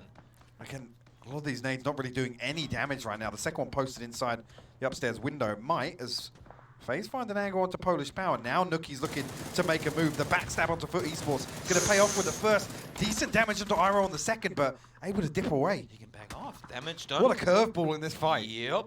This has to have Austrian Force make a play on through. You know damage came through on the side. There is the flush on one. Vesting goes down. Iroh goes down as well. Odin, solo player left alive. What you got? Yeah. They had the chance. He's like, where the hell did this guy come from? Nuki finally the one to at least create the catalyst in this equation. Nuki will be spotted out here, but again, the sightlines don't really favor him onto Austrian Force. Odin gets a little bit of damage, but it's going to be difficult for him to close this kill out before Austrian Force sweep through. The blue zone chunking away at Nuki. Actually, Odin will find the kill. Actually pulls out a shotgun. He's found a second knock onto Silas. Silas should bleed out immediately. He's been knocked so many times. Yep, he flashed himself. That did not make it out the window, unfortunate. That flash is going to get both of them, though. EB from afar finds Vasco. Odin is going to be tanking blue for a little bit. That smoke is actually working in his favor. Runs on through, low HP, low FPS, trying to see what he can make of it. Soccer is alive, but Upa finds Paige, just one left alive, and Odin somehow stays alive through it. Oh my god. Austrian Force are going to be kicking themselves there, and that's where that hesitance early on in that engagement has really come back to bite them. From when he got the flush on towards Nuki, that's 6 points earned by Odin to finish up that game. That is insane. Definitely well played by Odin now, as Na'Vi's still kind of fending towards FaZe. FaZe have now actually collapsed towards the same building. Artie's still ever present here inside the circle as well. Nobody's really disturbed him just yet. Polish Power down towards the southwest side, and we'll be conscious really of where this next circle is going to go. It's actually going to pull a couple of these teams even tighter. You got to question Na'Vi's space over on the north side, what their decision is going to be. Ultimately, the Wu, really, Quizzy the only one inside. You can see a little bit of pressure from Ibby coming out previously, but they haven't really made themselves known just yet. I mean, Quizzy is proning behind a boat, trying not to get killed by Rustenma. So I'd like to say that as much as he's the kind of the anchor on the other side of the water, it really is limited what he can contribute with here. Both the teams have to move, so it's a matter of who goes first. If Quizzy can find a good off-angle knock, if Phyllis maybe find it onto Polish Power, there might just be a chance for Wu to make the cross on over. I'm curious, actually, if fellas are going to dig their heels in, hold on to the edge of this building. They do have the wall just outside on the exterior, but Polish Power could really cause some problems for them if they don't deal with them, if they don't respect this position enough. Well, Na'Vi wraps on forward, playing the north side for a while now, inside the city proper, towards the west. They have a compound. They're technically inside the next circle, but we know we have to end this one on the roadside. And now, I mean, by doing what they're doing right now, they're forcing fellas to make a play onto Polish Power, and that might just allow for them to make the play on forward themselves. No, Cappy and Crunio seem to have got ahead of it a little bit. I mean, actually, fellas relinquishing a lot of the control they had. Actually, the bigger chunk of the compound favoring Na'Vi now. Able to navigate away from FaZe. Effects actually elsewhere, going to eat a ton of damage, finds the knock, but Aaliyah will respond. Yeah, off angles in literally all these houses that you just, I mean, you can't account for all of them with so many players still being alive. Melman finds Miracle now as the push comes forward. Rostenmar finds one, finds the second as well. As Polish power goes down. Great use of the wall side there. Miracle will fall. Michael makes a run for safety. Is safe for now, but for how long? So actually, if a nade get posted back over that way, the Star has posted now. So come through here with 16 alive. Still 5 teams standing though. I mean, if Wu gets out, if they take out Fellas, that is them having all south side control to themselves. There are still 3 players to be dealt with, though. They're playing around the shack. Michael finds best luck. Great shot in the open. I mean, Wu are committing to this, but they have to. This nade has to be huge. It has to, and it's gonna find Michael. No, it bounces off the wrong side. They're all at 1 HP. And Jixu's actually sticking the first aid right now. Rustamar going to tuck himself inside that smoke. Quizzy unable to get anything done just yet. That nade might just confirm one. Rustamar will fall. Right now, this is irrelevant, but Art is still alive in the shack. I just have to add that to the conversation. He's been there the entire game, and he is still chill. And Nixie finds him. That is going to be Fellas out of this one. And I think that kind of guarantees Wu's intelligence in the sense that they have all of South to themselves, and no one knows that Art is here, because he has not moved for 25 minutes. But the Wu ultimately given access to the Star here. And we're dealing with Fellas so early on. FaZe now locked into the compound with Na'Vi. This is really interesting, actually. Almost the first team to make a move here. Going to be the one that attracts the entire focus of this circle. Also, I mean, with all these smokes being thrown, Art might just be able to sneak his way in one of them. He has 5 utility of his own. That door is going to be hurt, though. Everyone's heard it now. He makes the run on forward. Where do we go from here? Out towards the road. He's been seen. He wraps back to safety. Art is playing 1v8 PUBG right now, but trying to stay put. Na'Vi full commit to the push. They don't have to make a play eventually. There goes one. Evie from the side is going to find one. Fex finds another. Na'Vi trying to make the play on through, but it's just not working out. Like I said, actually attracting the full focus of the entire circle now. FaZe able to reduce Na'Vi's numbers. Artie actually finds the knock now. Actually, the confirm, sorry. Gustav responds back onto Nixie. FaZe still 4 standing. The timing, EB flash, but able to get back down behind the boxes there. Now flash once more. He's going to be wide for a good while. Throws everything that he has. Will be spotted, but with 1 HP is able to prone down. Oh my god. Still not taking any casualties. They are looking very good in this one. Quizzy peeks forward, finds one. EB still alive on the other side, but now comes the sweep. Now comes the wrap around the side. HC no more bullets. Has to play with this immediate head. Able to get the hip fire onto one, and somehow Art gets 2nd place in this game. Able to actually snake this through, but FaZe not losing a single body now. Artie has to perform miracles. The smoke's just about to expire now. Spots one. Don't forget the flush, that'd be huge. Digger either want to respond though. What another crazy end game here. Artie somehow completely unnoted and comes through and actually picks himself up at 2nd place. So fair play to him, honestly. That is insane. That is an insane salvage. There were 16 teams up. I think somewhere along the side of 58 players alive when he first got into that shack, and he just waited it out. Well, it's actually crazy as well that neither FaZe nor Na'Vi come through and clear that. No one did. Na'Vi, I mean, FaZe even helped him in that situation. Absolutely insane. Let's take it back to the desk and see what they thought of yet another amazing game of PUBG. I don't know. We've been hoping, I guess, for an Oasis circle for a long time. Of course, in the previous iteration, it was kind of difficult to end up there. But now, we finally get one. Joining me, Avenger and Saga. Saga, this was... What do you even say about this game? It was maybe the most impactful time that we could have had the Oasis circle, because it was maybe just what we needed was that little bit of uncertainty in terrain that could finally be a little bit of a nail in the NLT coffin. They dropped out relatively early this time around, and a lot of other teams were there to capitalize. For sure, and on top of that, you know, none of the players have experienced playing an endgame like this that is this populated by others, right? Crazy scenes. I was almost losing my mind as my fantasy player got knocked and almost flushed before my 5 points coming in there, so I was really scared. Definitely crazy stuff coming in here. I mean, where do we even start? Again, likewise, similar to the previous games, where do we even start? The fact that the first circle, never mind anything else, is so north here, Saga, causes so many problems for these teams. You're seeing them rotate up. I mean, Hypok was saying it during the cast as well. It was surprising to a degree how many people had survived, given the fact that we had these such northern swings and how it was playing out. And it looked really good for a couple of teams at the start. Fellas, question mark, who dropped up there. They're typically, if you're dropping in around La Cabrera, you're not expecting to be so fed in phase 1, but it wasn't only the zone positioning, but the airdrop crates that they were getting, and even having the opportunity to third-party some shots at people who are fighting next to the border of the map by the wall. Yeah. Just insane. It was like when the zone shifted up there, we're like, okay, 40% of the playable space is north of the wall. Nobody is playing there. And then we saw obviously the teams that are trying to get close. The rotations, some of them were pretty smart, but again, it was desperate rotation. It was not clever based on information. It was trying to get as north as possible due to the fact how far that second shift was. A quick land grab for a lot of teams going into Oasis itself, I suppose. FaZe obviously kind of got the better end of that stick, but we had so many teams trying to commit to interesting locations like the island, which I don't think I've ever seen a team go to, never mind try and use as their linchpin to try and move them forward in the game. It was an interesting choice to go through the water and hope for the best, but it actually sort of worked because they outlasted Fellas as Winnow Die did make that move. I also liked the move that we saw from Ents as they were coming in on the eastern side, and they realized that going face first into Oasis was not really going to work out in their favor. They tried to make a wrap up north, but Na'Vi read the situation perfectly and actually pushed back further north to ensure that they could hold them out cleanly. Well, before we talk more about FaZe, let's actually hear from Vard of Overpeakers in this game.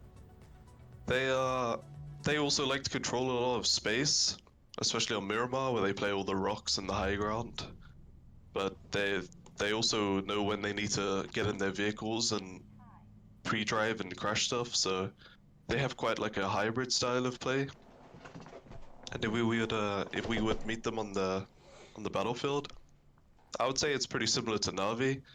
It's just like kind of like 50-50 depending on the terrain and where we're fighting exactly. Like, I think they could easily kill us and we could easily kill them. It really just depends. The green guy. Tap. Stopping here. He's up of you on the rock, I think. Yeah, I'm standing over the rock. The third guy is. He's being shot next to me. Truck. Yeah. Blasting the guy. Knock. I suppose. Okay, one up now. I don't know where in now. he is. Now we reset. We get full zone here. I think he could be the military building side. I think that's where the car went. Okay. NLT was, I think, double warehouse side now. They bolted someone. I'm not 100%. Big scope with this one. Or double warehouse, okay. That was the sound of the bolt. I'm not sure. They knocked one off QM or something like that. Yeah. Remember rat of, we should probably focus on clearing the military side. Okay. There should be one more of win somewhere here. On the left side. Coming to us from the left side, one guy. Could be NLT, could be closer too, careful. Okay, Loon. Yeah, we should drive on that and get him. We should drive on that. We should really get that flush. There's split us. Me and Vart going. Yeah, you go. You guys go.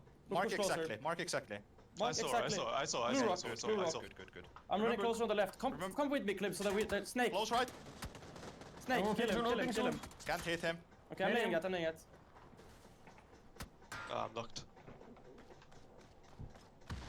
Landing again. Right. Yeah. Knock right. One more rich guy. 1v1 aims. Comes. Peeking. Nice. Who do I get first here? Win. Great victory by Overpeakers there in that fight in particular. I think overall as well, that was Vard addressing the idea of going up against Northern Lights before the tournament began here. And, I mean, those two teams going up against one another, Avenger, that is kind of two Titans clashing. And again, when we're watching Overpeakers, in a lot of instances, I do feel like there's a newfound fire underneath them.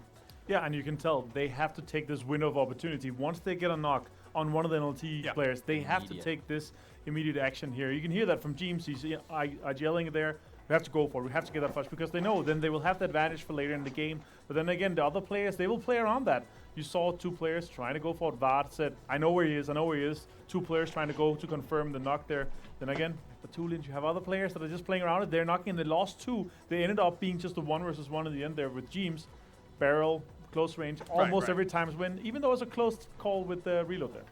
Well, they did say it was potentially 50-50 going up against teams like this, but let's take a look at the numbers coming in from FaZe, of course.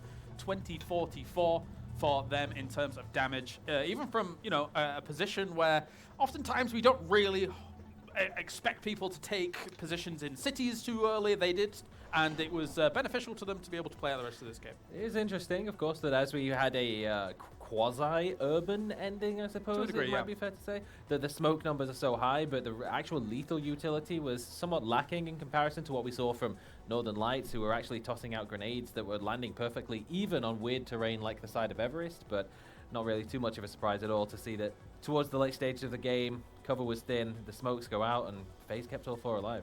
was quite surprised that FaZe was able to capitalize this much of it. The Wu, though, they did get 12 points. They had the advantage of being the only team south of the road, of course. With Na'Vi and FaZe and having to fight and all that was a little bit more utility. They could have potentially gate-kept FaZe and Na'Vi out and got a little bit more points. But it didn't go that way. FaZe was able to close it out. And it's another 4-way streak. Excuse me. What? Okay, so nobody's allowed more than 4 kills throughout the Batulin's out of 5. Yeah, and maybe somebody had a 7. Yeah, Perfectus had a 7. Yeah. But these last 2 games, nothing but 4s. So cool stuff coming out. Michael doing a lot of damage. Yes, I'm okay with this. I think we can all agree that that's perfectly acceptable. Perfectly acceptable, right, Avenger? Yeah, the body doubles, they agree. That's right. on the top here, 3 kills, but 500 damage. And no long shots or kills at all. It's a 24-meter max. Nobody is, close quarters combat all the way through. Well, speaking of close quarters combat, I feel like Odin was actually very impressive. We'll talk about that in a moment, though, as we take a look at 8C as a whole. Once they're pushing out from this location, I feel like they're trying to vet how these teams are going to be approaching their position and then trying to coordinate from there. It really is just a case of play it by ear and see what happens, because you don't get many opportunities to practice these sort of gunfights in this area in scrims, but FaZe, they've had so much experience in playing so many games. They've played Los Leones circles before. They know how to deal with close-range, scrappy fights. Yes, they do. 8C putting up some numbers here, wherever he may. And I think just in general, of course, in the past, we have seen a lot of clutch moments from 8C, I think is fair. But just in general, recently, I feel like there's more and more standout moments from 8C coming in. Yeah, obviously talk about him. Played a lot with him, ranked and stuff. And if you ask a guy like Root Gustav, his teammate, he'd say 8C is the most underrated player on the team for sure. There you go. Yes, back to Odin, because close quarters combat was very much the fixture of our Oasis fights here. I cannot believe how much pressure he was able to put on, considering it was Austrian Force, right? Yes, it was. And he did get a little bit of assistance as the last man standing of Ents did make a bit of an appearance and took Western down as well as, unfortunately. It was just that pressure that came in from the side and the question mark about where that solo was and whether he was going to put the pressure on Austrian Force as they made that push. But all in all, it's a shotgun close range. Siley's, he's got a great smile, but not much you can do about the shells from that distance. Not at all. All right, well, it's time for a break, ladies and gents. When we return, one more match for today. Let's see who can eat into the cushion that Northern Lights has built themselves.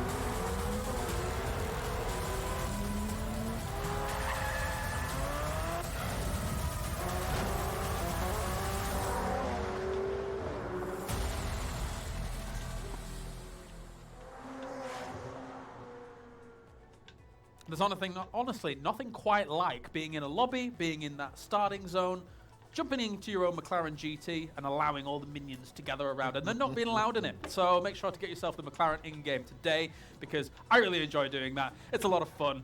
I need some attention. Joining me to my left-hand side, we have Saga as well as Avenger. I know you have the McLaren Avenger. I know you think it's very pretty and lovely. Yes, love it. As you say, you jump in, you get the games ready, especially here during ranked.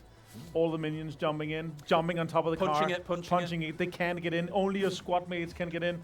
Beautiful. Obviously have the yellow one. Trying to get a little bit more points just to make sure I can maybe get a few more colors going in. Yeah, then we'll see. Saga? I'm a fan of jumping just before I get hit by one in the lobby and seeing how far I fly. That's rough. That is rough. Yeah, it will knock you far. But as a team that is knocking everybody in the lobby, it's Northern Lights up towards the top here so far. But a little bit of catching up to be done for the rest of this lobby Avenger. And so far, FaZe has done all right in the previous game. Yeah, FaZe jumping in within striking distance if they have a good one more good game. But still, it's a 23-point lead. And FaZe Clan has a 12-point lead down to Overpeakers. So it's very top here right now. Just a matter of the rich getting richer if we're looking at the standings right now and how many points the top have, PGC points as well. It would be rough if this was the final standings. Well, here are the results so far for today, and it is those big names being able to get themselves the chicken dinners on the board, Saga, and I don't know if they're going to release it too soon. Well, there is one notable absence in the big names. That would be Na'Vi, who are not really having the best of times so far. Obviously, the zones are very out there today, so they've got one more opportunity to try and bring it back. But also, we highlighted Ents as a team. If they make the top 8 in this by the grand finals, that's their cutoff point for overtaking Heroic. And right now, they're currently sat in 16th place. Yeah, we'll see if they can be able to book up their ideas because right now it's not going so well. Let's drift on over now to the casters for the final game of the day. Toby and Hypoc. Toby, do you have the McLaren? I do. Fantastic. I have two. Which color? The orange one, obviously. Of course, yes, you're the right answer. A man of taste. Exactly. What is your favorite McLaren color? It was the yellow for me. The yellow, fair. Wow. It's so funny how exposing me out here. Yeah, I mean, just asking. Sorry. You want another Oasis ending? Actually, no, I don't. No, I don't. I feel like now we saw it. Now we got our Oasis ending. I'm like, you know what? That was really fun. We can tick that off the list now. Now we've had it. We've had it. Having said that, I'm curious to see more games go in that direction because I feel like while Oasis proper, like once we hit phase 6 and through, played out, I don't want to say as any other city ending, but very urban in its way of going down. The whole approach to that city, how teams get there, is so different from the majority of like center. What do you call it? Like center map cities that teams tend to fight over. So a good combo of both, I feel like, when forcing teams up north. Like it's almost an anomaly as well. You don't typically see other end games play out in that nature as well. As again, I don't think we'll be seeing another one. Definitely not with this playing pass. So true. Again, hoping for a little bit of normality at least for match 5 here, because a lot of teams have got to get a solid grasp here. We've talked to a solid grasp. Okay, Celtic trying to share a vehicle with Chris. I mean, this is way out as well from the rest of Stardust, who are positioned to the south side of Los Leones. So, lucky to get away with that. It's Chris doesn't, well, opts to not punish that move. That was a very punishable Celtic that was there, but maybe didn't quite. I mean, he was probably so focused on the vehicle itself that it didn't look to see if maybe one of the teammates landed in the compound just behind. We know that they didn't. Chris obviously doesn't. Circle goes down towards the south. A lot of different, very interesting endgame areas within this first circle here. Yeah, there's an opportunity here for Overpeakers to feel a little bit of comfort like Game 1 in Erangel as well, with a central position. Obviously, Mexi split off down to the south side as well, so at least early access to some information with the center just about being, I mean, less than 500 meters away from Mexi's compound. Yeah. So a good opportunity here. Did start to at least show a little more activity in the previous set, a long rotation path in, but able to navigate through a number of obstacles, and that's the sort of position that we hope to see a team like Overpeakers really excelling. Crunio is Vasco right? I was going to say, Crunio might be able to land the killing blow. Doubt Vasco's even got armor yet, and with that SLR tag going to confirm it. That is I didn't really loot a whole lot yet. Vasco was crawling there. He is behind cover. Yeah, but look at the distance. Siler's actually already in a vehicle. He's about to crop into the minimap now. It's going to be a under a second for him to get there in time. I mean, I like the commitment, but there's no way he gets It's the right vehicle for it, but yeah. Yeah, no, it's not gonna happen. As I say that, He's actually got it. there's no way. That is 1-8. That is. Look at the reposition there's from no- Marselek, though. Well, that's just 2 kills then, because he's gonna have to come off the rest. That is actually one tick for Vasco, and he would have been down and out. But Vasco stays. They heard. They must have heard Marselek Unless coming unless this is confirmed here, I don't think Marselek's going to have the information now. He might have the information that it's only one in the vehicle. Vasco gets himself a micro Uzi. Uh-oh. This could come apart at the seams here for Polish Power, because it's now just Marselek at the compound. And there's no. Yeah, I think he's read it now. He's read it. There's no open door. Did he break a window going in? There's no window. Marselek is scared. He's like, I mean, you have to be, yeah. This is not what I signed up for. I was expecting a free kill behind the building, but something's off here. I'm not liking this. And it's Uzi. He doesn't have any HP, but shred versus the AK here if he gets an opportunity at a free opener. He comes in, footsteps heard. Loots, runs out. He's got a shotgun now, okay, yeah. that is win con against the no vest, no nothing, 1 HP Vasco. Well, I mean, he's got to wait this out now, Vasco. I'm surprised that Marselek is staying here when there's no one else from Polish Power coming here. You know what I mean? Like the fact that he's daring, because every single door he opens, every single angle he peeks could be him instantly headshotted. He did get a first aid off too. The fact that he's spending so much time on this with no help has me a little worried. And I feel like it's just a matter of time before Marselek gets a jump I want to scare see of his life. Marselek leave, honestly. That's what I'm saying. So either you stay with teammates coming, or you back off. It's just not worth the risk. At this point, the ship has almost sailed here, as the rest of Austrian force actually positioned down to just out of the minimap range on the southeast side. But obviously, Krunio would have seen Silas leave and spot there's only one in the car. Absolutely. That's what I was saying. If they were able to confirm that information, that's, I think, when the penny drops for Marselek, where he's like, oh, he's still here somewhere. But again, we're in a situation where is it worth it? Yes, it's 1 kill you could potentially get here, but look at the circle. I mean, again, they're going to be coming in late regardless, so it's not going to be the biggest issue. But still, it's all about kind of assessing whether it's worth the time to take the fight for potential kill up north, or to try and get at least a somewhat viable position down towards the circle. Yeah, a little sweat. Stardust got themselves positioned up nice and early. Win or Die actually inside the compound. A couple of tags looking like they've come through here. Gedrox again actually focuses himself outside the door. Apocalypse unable to capitalize though. A little bit of chip damage done, but Stardust definitely with the upper hand in this situation if you want to try and spread and apply a little bit of pressure. Nailcop's position, the one that we ultimately have to keep our eyes on. Layoffs from range though. Again, if Stardust can read this as a wide split, that was nearly money from X-Stance.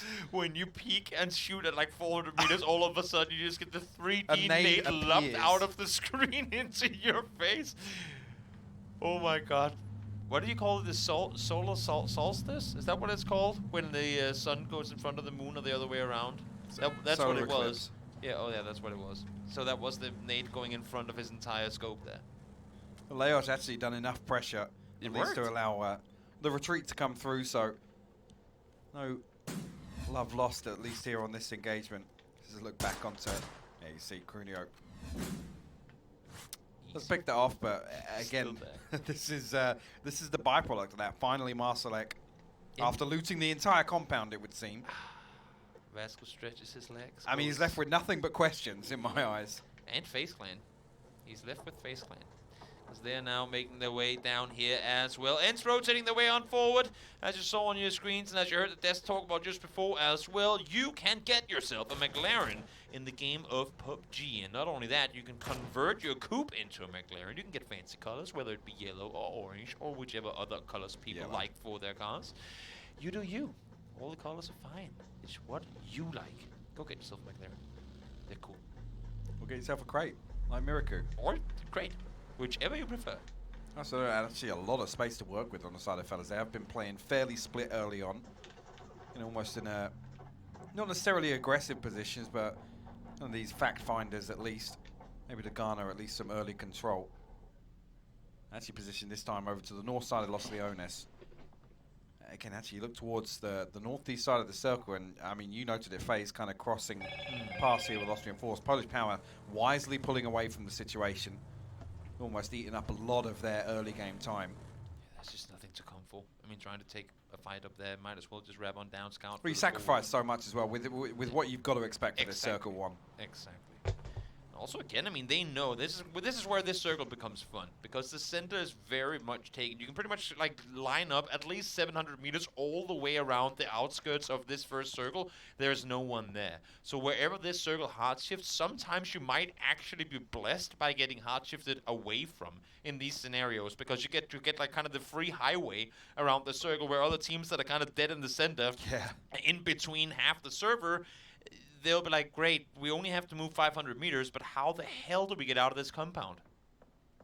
We'll have to see how teams navigate their way through that.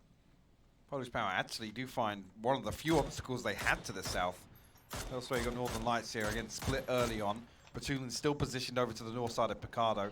Actually, Spyro, the furthest western player almost in this position here.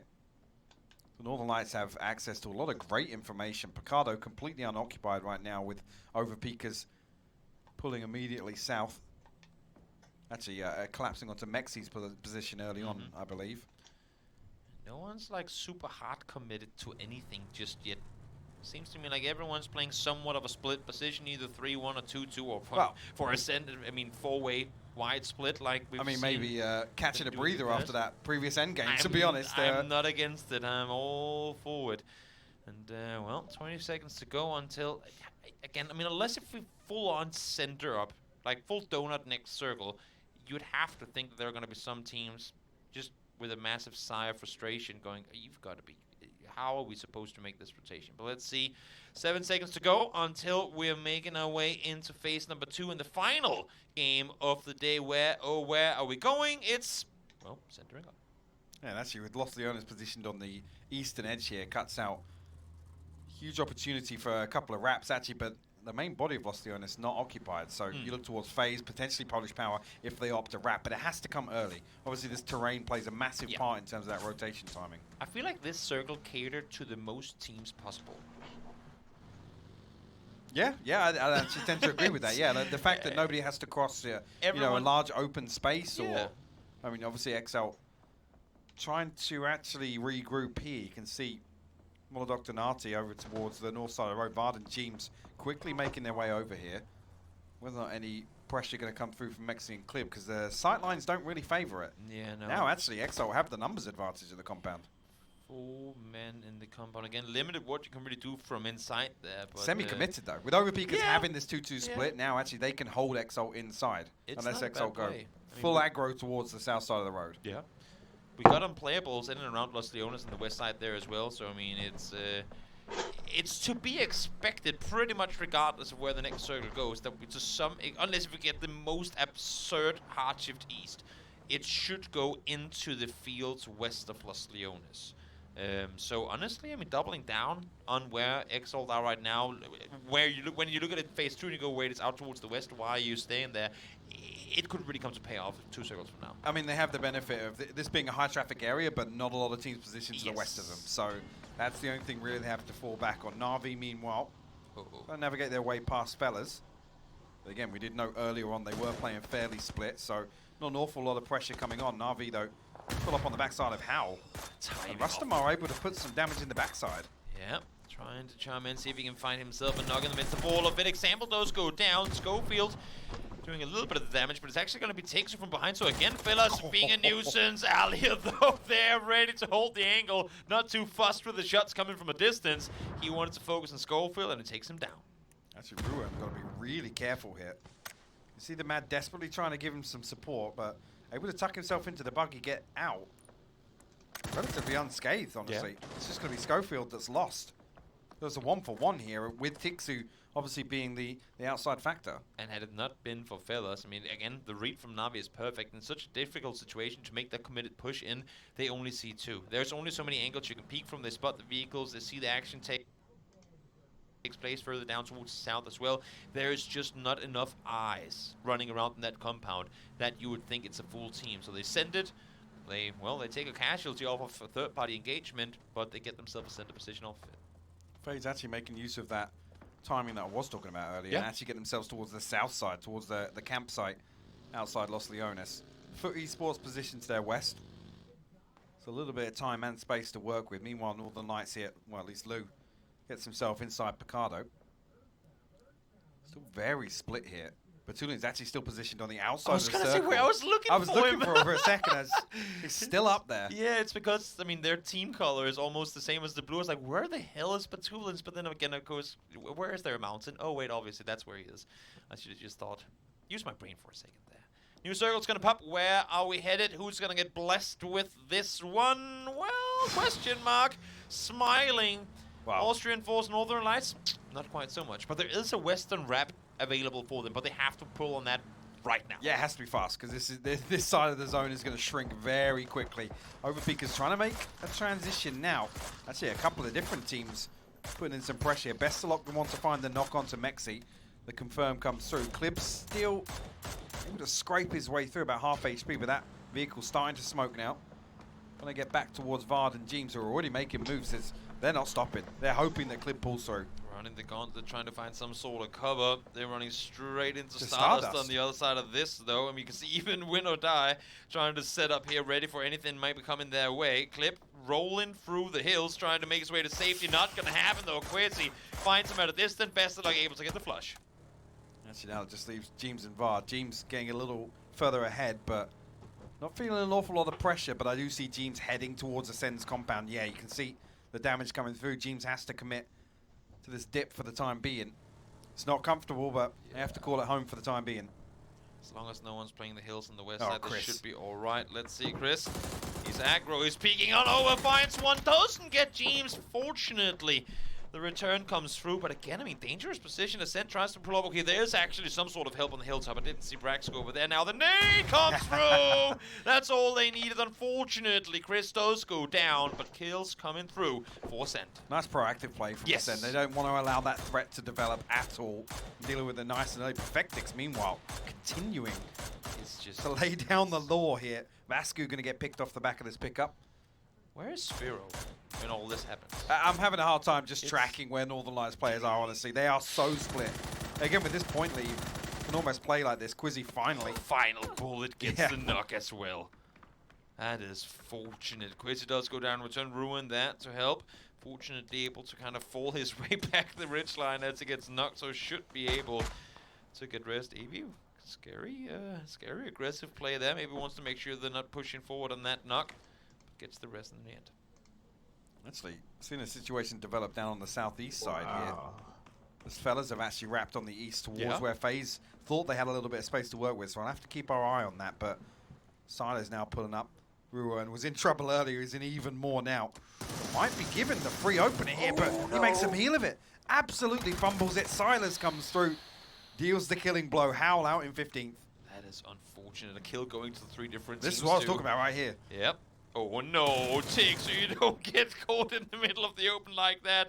Vehicle upside down, not too much you can do about it. Michael sends it into the blue. Diego trying to make the wraparound now. New Circle's going to pop it. 8C caught in the street too. Got to be careful with that cross, and Rustamar punishes it.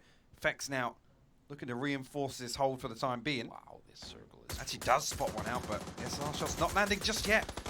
Actually can't even tap out the close ones onto Miraku. Yep. Fex. Trying to lob one forward. 8's is still restable. No one's really looking this way as of right now. I'm looking towards Foot Esports and wondering why they're not trying to get a part of this, but not really wanting to overcommit anything here. Vex does get the flush out to take, so one down confirmed for Phyllis. See whether or not I've seen a couple of the player indicators now from Foot Esports looking this way. We're going to need a big response here from FaZe. 8's still bleeding out. Gustav unable to make use of this off angle, and Michael actually looking to maybe find sight lines back out onto him. Fellas, though, I'm surprised actually that FaZe haven't collapsed on this just yet. Vex comes out on top of that. Lyran actually from the back. Oh my That's God. all the way from the north side. It's because he peeks over the ridge line, gets the DMR to the back of the head. Vex falls down. Now they know that there is indeed a presence on the other side of the road. Now they have to worry about everything. Polish Power in the meantime, they find a dip, they find corpses of what was over Piga's players. Now, Gustav knocked, 8C knocked as well. We saw Fex down just before. Diggory, it's all on you to make something of this. Nice headshot. Headshot confirmed, can't find more of it. Let's see. Let's try and get a little more damage onto this now. Miraku looking to backfill this space. And Diggory has to pick one of these 1v1s, and it's Miraku next up on the chopping block, but another member of Fellas come back through. Diggory actually finds the first knock.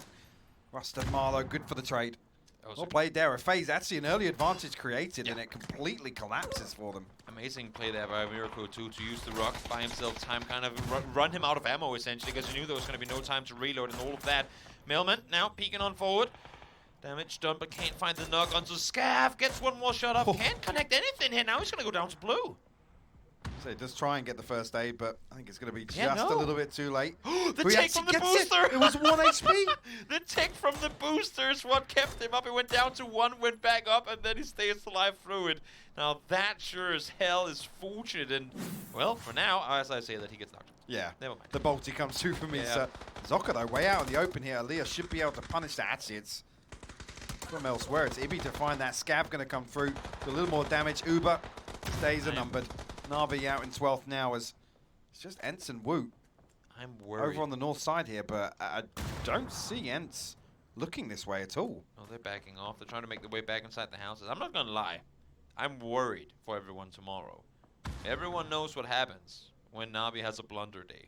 And it's, 20 points in a day, it's not... It's bad. We can say that. For Navi. For Navi standards, it's bad. But we always know that coming off of a bad day, Navi will come out and get like 3 wins, 250 kills, and butcher everyone. So good luck tomorrow, Navi. Today's not been your day. A good circle posting up for Polish Power, though. Sen still positioned down to the southwest. Northern Lights actually on the outside of the zone now, on the far western side. Vestelov, actually, Ibby to find the blow onto Nuki. And it's just being picked apart here. Like I said, actually, they weren't looking this direction initially, which would make you think they were trying to make progress towards the zone. Unfortunately, that didn't happen. Misa now going to get picked up as well. Actually, the Blues to confirm it. Squeaky, last man standing for Ents in a day that's not been a very positive one if you're an Ents fan. Oh, then, he does have 12 first aids. Wow. Yeah, he's big chilling for a while, but... yeah, it's not looking good though, regardless of how we try and turn things. Squeaky currently running away from the circle and already outside of it. Troublesome situation for him. Velas now full speed forward. Here they come. Miracle finds one still inside the vehicle. Somehow not down, but Iroh is there to help out Odin, and Foot Esports able to stay alive through that. That was chaotic. Actually should be able to keep 4 up as well with Weston and Byron. With that secondary position back up on the high ground. Question mark still looking to put some pressure inwards. Actually, Squeaky staying alive has kept Wu at least up on the edge of this circle for the time being. Now they have to run the gauntlet. Exalt putting pressure in towards them. Stardust as well. Polish Power actually looking to get some pressure onto Exalt. But Fate to open up here onto Bestelog. Tulins falls as well, and Skidrox finds one, but it's going to make up with the kill. Now Nate's coming through. Exalt know they're within range. EB want to make space for that push to come on forward. More players going down for Northern Lights as the 4 of them try to make landfall in the circle, but there they go, Marcelik, to find the remaining few Northern Lights out in a blink of an eye. Well, thank God they're not in another endgame, honestly. True. Marcelik now actually looking to really stretch his legs a little bit. A doozy will fall as well. Marcelik, the only one to post any kills for Polish Power now. And he is disconnected, so he's almost in that position that he can play a little more aggressive. Fate finds one. Teammates all trying to get things going here in the kind of end of the mid-game, so to speak. Win or die. Trying to fight their way out of this one, but it's not really looking to go their way here. Kedrock's the only player, I believe, left alive. Trying to stay put on the backside. Extends, goes down. Tries to shoot on forward. Not going to happen. There's just nothing to come for you for him. Well, Dante initially going for that. Red's going to peel away now, but another kill comes through. Extents will be confirmed. Even just one left for win or die. And Exalt still got their sights set on the Wu. We've got 8 kills. Again, a very early, active early game, I should say. Yeah. They'll be going to post a nade here, and actually, it's question mark from the backside. Going to apply a little more pressure to him. I don't think Nixie can really do much to help him be out here. He's dead. That nade's good. Yeah. Ooh, maybe not. Actually, with about some tree. So fortunate. Lops one more. We'll see if it bounces across. It does, but a bit too far on it too. EB is committed to this. He knows there's nothing to come for on the other side. We need to deal with these guys before we can go the opposite direction. Wait, now Molly Flash land? is coming through as well. Molly hits one. Fate's going to go down. Yes, indeed he does. And actually, the util spam comes through now. Ibi got himself a safety net here with this smoke. Again, still question mark, putting in pressure. Now goes on the knock. That's info given. Molotov able to peek around the backside. Spots one. Nixie solo play on the tree goes down as well. Things just not going the way of Wu that game. They did everything they could to try and stay put, but question mark shooting from behind. Molly going through, and then yeah, the world wanted them to go down, and down they went. Well, finally, somebody's put Marsalek down. They're starting to have an absolute game here towards the end of phase 6. Should be able to recover from this, though, as everybody from Polish Power now has made their way across to the north side of the road. Dante, though, getting curious back towards that position that Aduzi felt. I don't know if he just tried to post a nade or something into the shack. Brexco trying to open up onto Foot Esports. He just catches a glimpse inside the shack, but unable to do anything about it. Not within Molly range either. Would be helpful. 2 freebies in that one. Should he be able to throw one in? Not quite the case. Odin, I mean, he knows that he has to send players just on the other side here. It's just a matter of how much are really willing to commit to it. You can sit tight for now. They're on the very edge of the circle, so maybe just wait for cavalry to arrive for a little while longer. Western jumping a bit further than I think he expected to win that, and now caught in the middle of the open because of it. Let's say Mika, luckily still playing anchor back at the compound here. Western would have had a huge off angle towards Kill-Yukai and Brexco. Now, actually, you're going to see them divert their attention this direction. For esports, still 4 strong, though. Yeah. Actually, now with Brexco losing another, that's just 2 standing. Yeah, Brexco trying to make the wrap left and around. Polish Power won't have none of it. Takes him down in the middle of the road. Western does. Western has to go huge here. Oh, it goes down too. That's the, I mean, that's the anchor. That's the safety. That's the contain being split apart. Yeah, Western almost on crowd control over on the edge of the circle there. So great decision making from Kill-Yukai and Mika. And actually going to reduce it to 3v3. Looks like they might even get the res on Brexco. Well, could be possible. The full commit comes through. Odin falls down. Is that going to make Iroh hesitate? It does. Mika's peeked on over. Now they know they've lost hill control up above them. They can't fully commit to the push anymore. And as you said, that's going to be Brexco back on his feet. The timing on that tag was so crucial. Now the nade coming through. Oh, the nade. And it's actually Norkis. It's actually Norkis to actually seal the deal of Foot Esports going out in 6th place. Stardust again. I mean, tricky situation for them here. 0 points so far this game. Placement points, of course, going to come through, but no kills. It's been tricky for them to make any sort of footing. Really, now they're here. They're getting torn. Exalt, 6 kills for the team. Ascent here. I mean, they've been blessed to be able to stay alive for this long. Now, I mean, how they've got away with this is insanity. But it was down to some really, really solid decision making. Like I said, to come through, sweep through on that southern edge. Now Brexco looking to be the tip of the spear as they push towards Polish Power, who have the opportunity this opener, but Crunio and Cappy, I think, unnoted as of yet. Smokes. Well, Polish Power are using them for cover, but they're really working favorable for Senators. Brexco here. He must have heard something the way that he got up and instantly looked towards the left there. I don't think, actually, we saw Brexco burning up a load of utility earlier, so if he had a nade or anything to really enable this team fight, or at least to create the opportunity for Mika and Kill-Yukai, who is anchoring outside the zone, by the way. Yeah. Trying to find any sort of entry point to the circle, but Phil was thinking, let him have it. He has been happy with the high ground position he is in right now, and he's been here for a while. Crunio, let's take a look. Boop, boop. Double headshot. Easy does it. It's crazy, though, that Brexco's got himself up to the shack. Yep. Now actually going to draw the attention of Polish Power. A ton of util coming his way, but the nade actually missed. Now he's done for. Yeah, you're dead. There's too many mollies on you, and down he goes. It's not confirmed, though, that he will be flushed. There are Second still or third? players. It's second, I think. Okay, so maybe he's not going to get back on his feet. Kill-Yukai's there, though, Mika, as well. Kill-Yukai still yet to cross the road. Polish Power, again, I mean, loving... It sounds weird, but I'm really loving when I'm seeing Polish Power play passive, because they always just over-aggress on everything. This time around, passive. I'm loving it. I'd say, but almost in this situation, you want to see them become aggressive, because there's an opportunity here for Ascend to get back to 3 strong and recover from that situation. They are kind of kept in check by question mark up on the northeastern side, or at least split across the eastern side here, and actually going to concede a knock. Norcus is going to go down to Hobbits. Yeah, Hobbits finds him from the... Look at the angle. He has like 1 or 2 seconds to connect that double headshot. Still manages to get it through. Philfist as well. Good angle for him. No utility to work with at all. The remaining teams have been fighting their way through the open for a very long time now. Nothing to work with. Just going to see a couple of bits of movement behind this vehicle now. Actually, the double swing from Ascend is nearly perfect. At least going to force him off this angle. A ton of damage comes through, but Dante lands the nade. Yeah, as you were saying before, this is when Polish Power has to do something. They're getting put, like they're just getting kind of isolated in the corner now. There they go, shooting underneath the cart. Both fall down. Cabby, the young gun from Polish Power, pushes on forward. 11 kill game for Polish Power. Looking to get more. Question Mark have been aggressive. They've been in thorn in the heel for so many teams trying to make anything happen in the open. And now, again, they have the high ground. They have the circle going their way. And they have just Polish Power and Stardust holding them back from a chicken dinner here. The Polish Power definitely able to weather the storm down on the southwest side here. Conceded a ton of damage, but navigated their way through. Do they know that Norcus made his way to the shack? I'm not sure.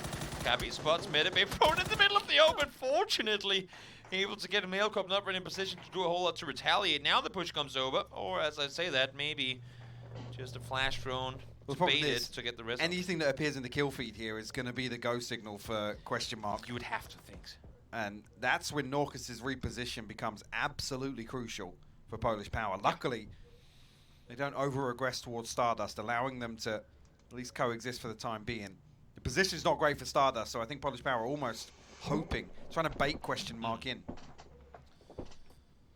Question mark again, buying their time. There's no more circles to be revealed. We know it's going to center up following this one, but question mark has the space to play around right now. They know that Stardust has to make a move. They know that Polish Power have to make a play of some extent, and the more time that goes by, the more they can confirm that Polish Power are indeed pushing their way up in this direction. Opportunity now, though. And without actually confirming this reposition, I think Norcus is going to try and tuck himself into this shack. And the fact that Dante and Phil first did peel away, I mean, hoping, obviously, that time is going to decide this one for them. Hobbits still playing anchor over on the north side here. Dante, a crucial jump peek here. To spot out the flank coming through. Actually, the reposition could be huge for Dante. Does he pull all the way up? There's no way he should be allowed to do that with Norcus. No, now the shots are coming through. I was just going to say, look at the open positioning from him. Jumps down! Thank God for that. Shot coming through, able to take him down. I was just going to say, that is so aggressive. You have no cover once you leave that ridge line. Headshot comes through from Norcus, too. That's got to be the green light. I was just going to say, is that aggression? It has to be, right? It has to be. And actually, Crunio finds Phil first with the nade. Desperately trying to crawl forwards here to actually gather some information for Hobbits, who's got a flash in hand. Can he get anything done here? Where's Stardust in this? Actually, Stardust going to be the butchers to the backside of all of it. Finds one, finds two. Nail Cup popping off here in the very end game. 2v2 now making it a 2v1 as Cappy and Crunio are left alive as two. Nail Cup on his own, barely any HP, lopping forward flashes as best as he can, but finds Cappy mid-air. He's got no meds left, though. He's got to ride this out. It's 24 HP. Does he go for... Actually going to try and reposition here with the utility. Crunio desperately dumping nades towards him here, but Crunio, it's actually coming through. Crunio's caught that flash. Oh my God, the Groza. What was that? 15 kills to come through for Polish Power here, but Nail Cop, he gave it a bloody good stab. That was worthy attempt there in the end. The shadow boxing while pushing over the ridgeline too. Couldn't have had it any more exciting to round things off. What a game. Yeah, insane end to the day, honestly. Absolutely phenomenal. Let's throw it back to the desk and let them round off day number 1. No lack of energy for Polish Power. That's right, they get the victory. Why are you laughing at me? What's going on? It's not a huge still situation. It's amazing. They're amazing. They are amazing. Polish Power, yes! They get the victory here. 15 kills on the board. Saga and Avenger joining me here. Saga, what do you think about the best team? Out here on the impartial desk, where we are completely unbiased, we really did like what we saw sort of 8 minutes onwards from Polish Power. There was a bit of a shenanigan at the start of the game, but they really played it very well towards the later stages, and we even saw that wild send through the center to get them into that position where Northern Lights tried to do something similar. Marcelek had the pre-nade. Yeah, Polish Power, the biggest hit or miss team you can have. Sometimes they have games like this, other times they will go out with 0 points. But I love it when they play like this. Aggressive, then passive, then aggressive at the right times, well calculated. Marsalek with 5 managed to wipe most or basically all of NLT at that point as well. Super well executed by them throughout the mid towards the end game. I guess the person who might be most surprised is Marsalek, considering you're on the desk and you haven't cursed them and they got a win. That is true, yeah. I did not jinx him this time. Yeah, even though he will insist Avenger does every single game of every single tournament, but that's how it crumbles. For a Polish Power, as you said, you know, that mid-send towards that dip, absolutely crucial for them to be able to get this win. And not only that, but just avoiding all of the chaos that was going on around them as well. We saw a lot of teams, even towards the western side, Northern Lights had to make a very wide rotation to avoid a similar situation to what we saw between FaZe and Fellas coming in on the southeastern side of the zone, which really ended up being a bit of a demise cause for both teams. Yeah, a little bit of mutual destruction there. Didn't really like it, but I like the idea that FaZe had because they knew that there are people going to be doing big rotation, you know, from the eastern side, trying to get on to the western side after that shift.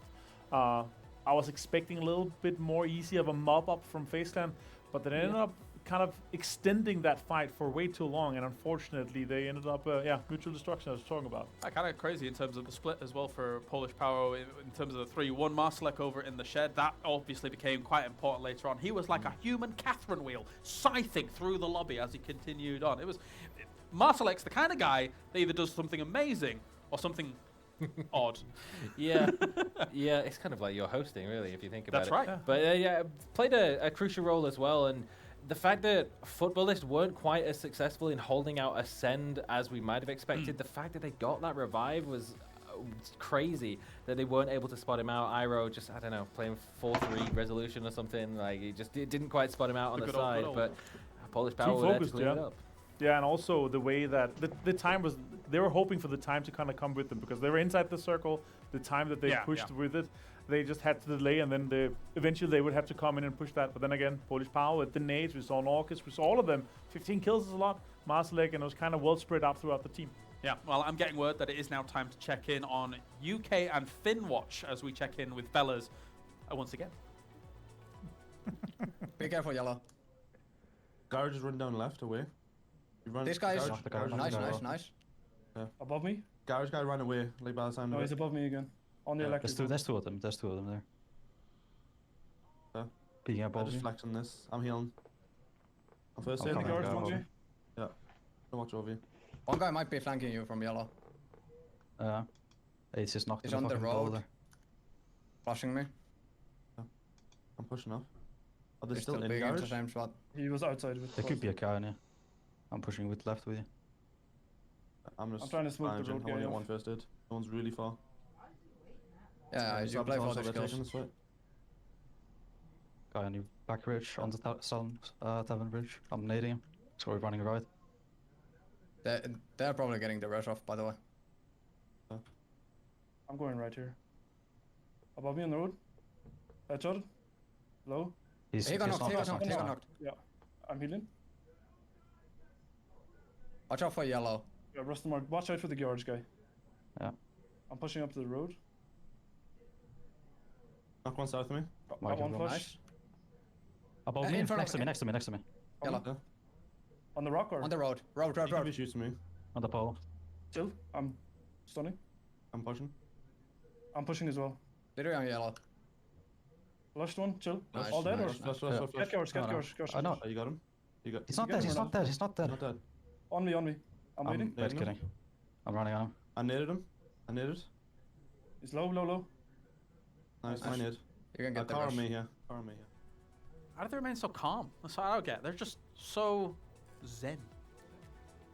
That we're hearing from them. Such a new team as well, but then again, they are very experienced.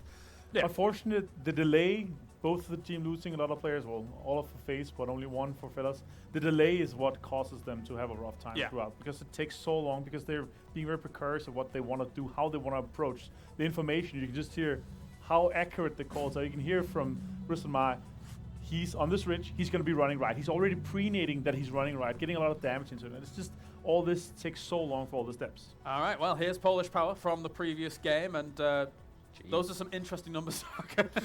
Yeah, I mean, we looked at FaZe in the Oasis ending with 22 smokes. Polish Power have far outdone them, and on the grenades as well. 18 tossed out, and they were pretty dang effective. They're looking for tobacco sponsors now. I think so. Realistically, though, this is a huge game for them because not only, it's 25 points on the board here, Avenger, but this is a team that's trying to keep their PGC hopes alive. And if they get a high placement, it could very much be a reality. Yeah, for sure. You know, with this, the morale boost, everything is going to be really good for them. They are already in the top 8, currently 7th place. So it's looking really good. And with these amount of kills and points that they're able to do. Phil first, though. 1K clubber right there. 1,153 damage, guys. I mean, question mark in this game, obviously towards the end, fanning out quite wide to be able to try and control some of these angles. And I thought maybe question mark was going to be able to clutch this towards the end, but not to be. It did look very promising for them right up until the point where that initial knock came through and the sort of sneaky flank maneuver coming up the road just out of the line of sight along the ridge, and Stardust was not in a position to third party whatsoever from their ridge down below, but they did have a good position that could have potentially caused the downfall of Polish Power, but it was very close when it came down to it at the end. The Grows are just too strong. Avenger?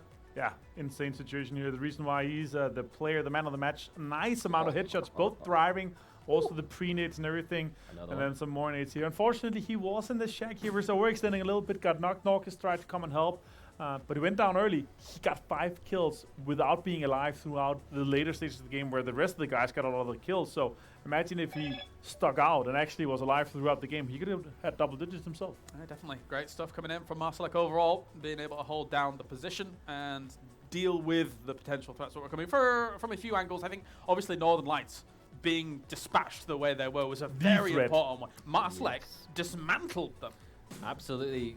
It wasn't even that much of a pre-nade. It was just very calculated. He did already have the pin pulled by the time that they pulled up, but even so, perfectly timed, perfectly cooked, and the spray out through the window just did the damage. Well, speaking of Marsalek, let's head to an interview with the man himself from Polish Power.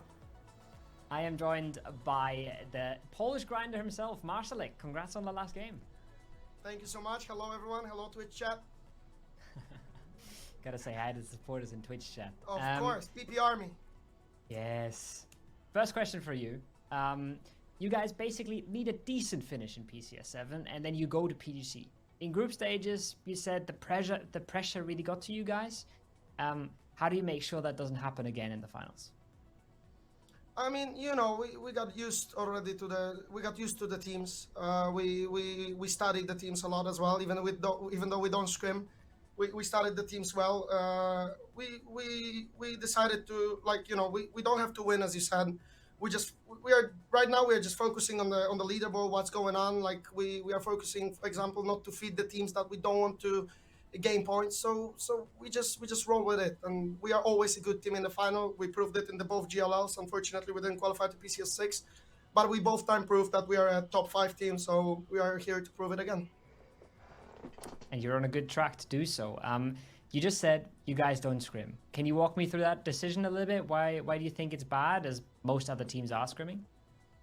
I mean, that was a team decision that we made. Like we think that we just don't focus that much on them. Like we rather play together, just hang out together, vibe together on ranks even, and just spend time together, build the chemistry in the team. And then we have our coach Jam, of course.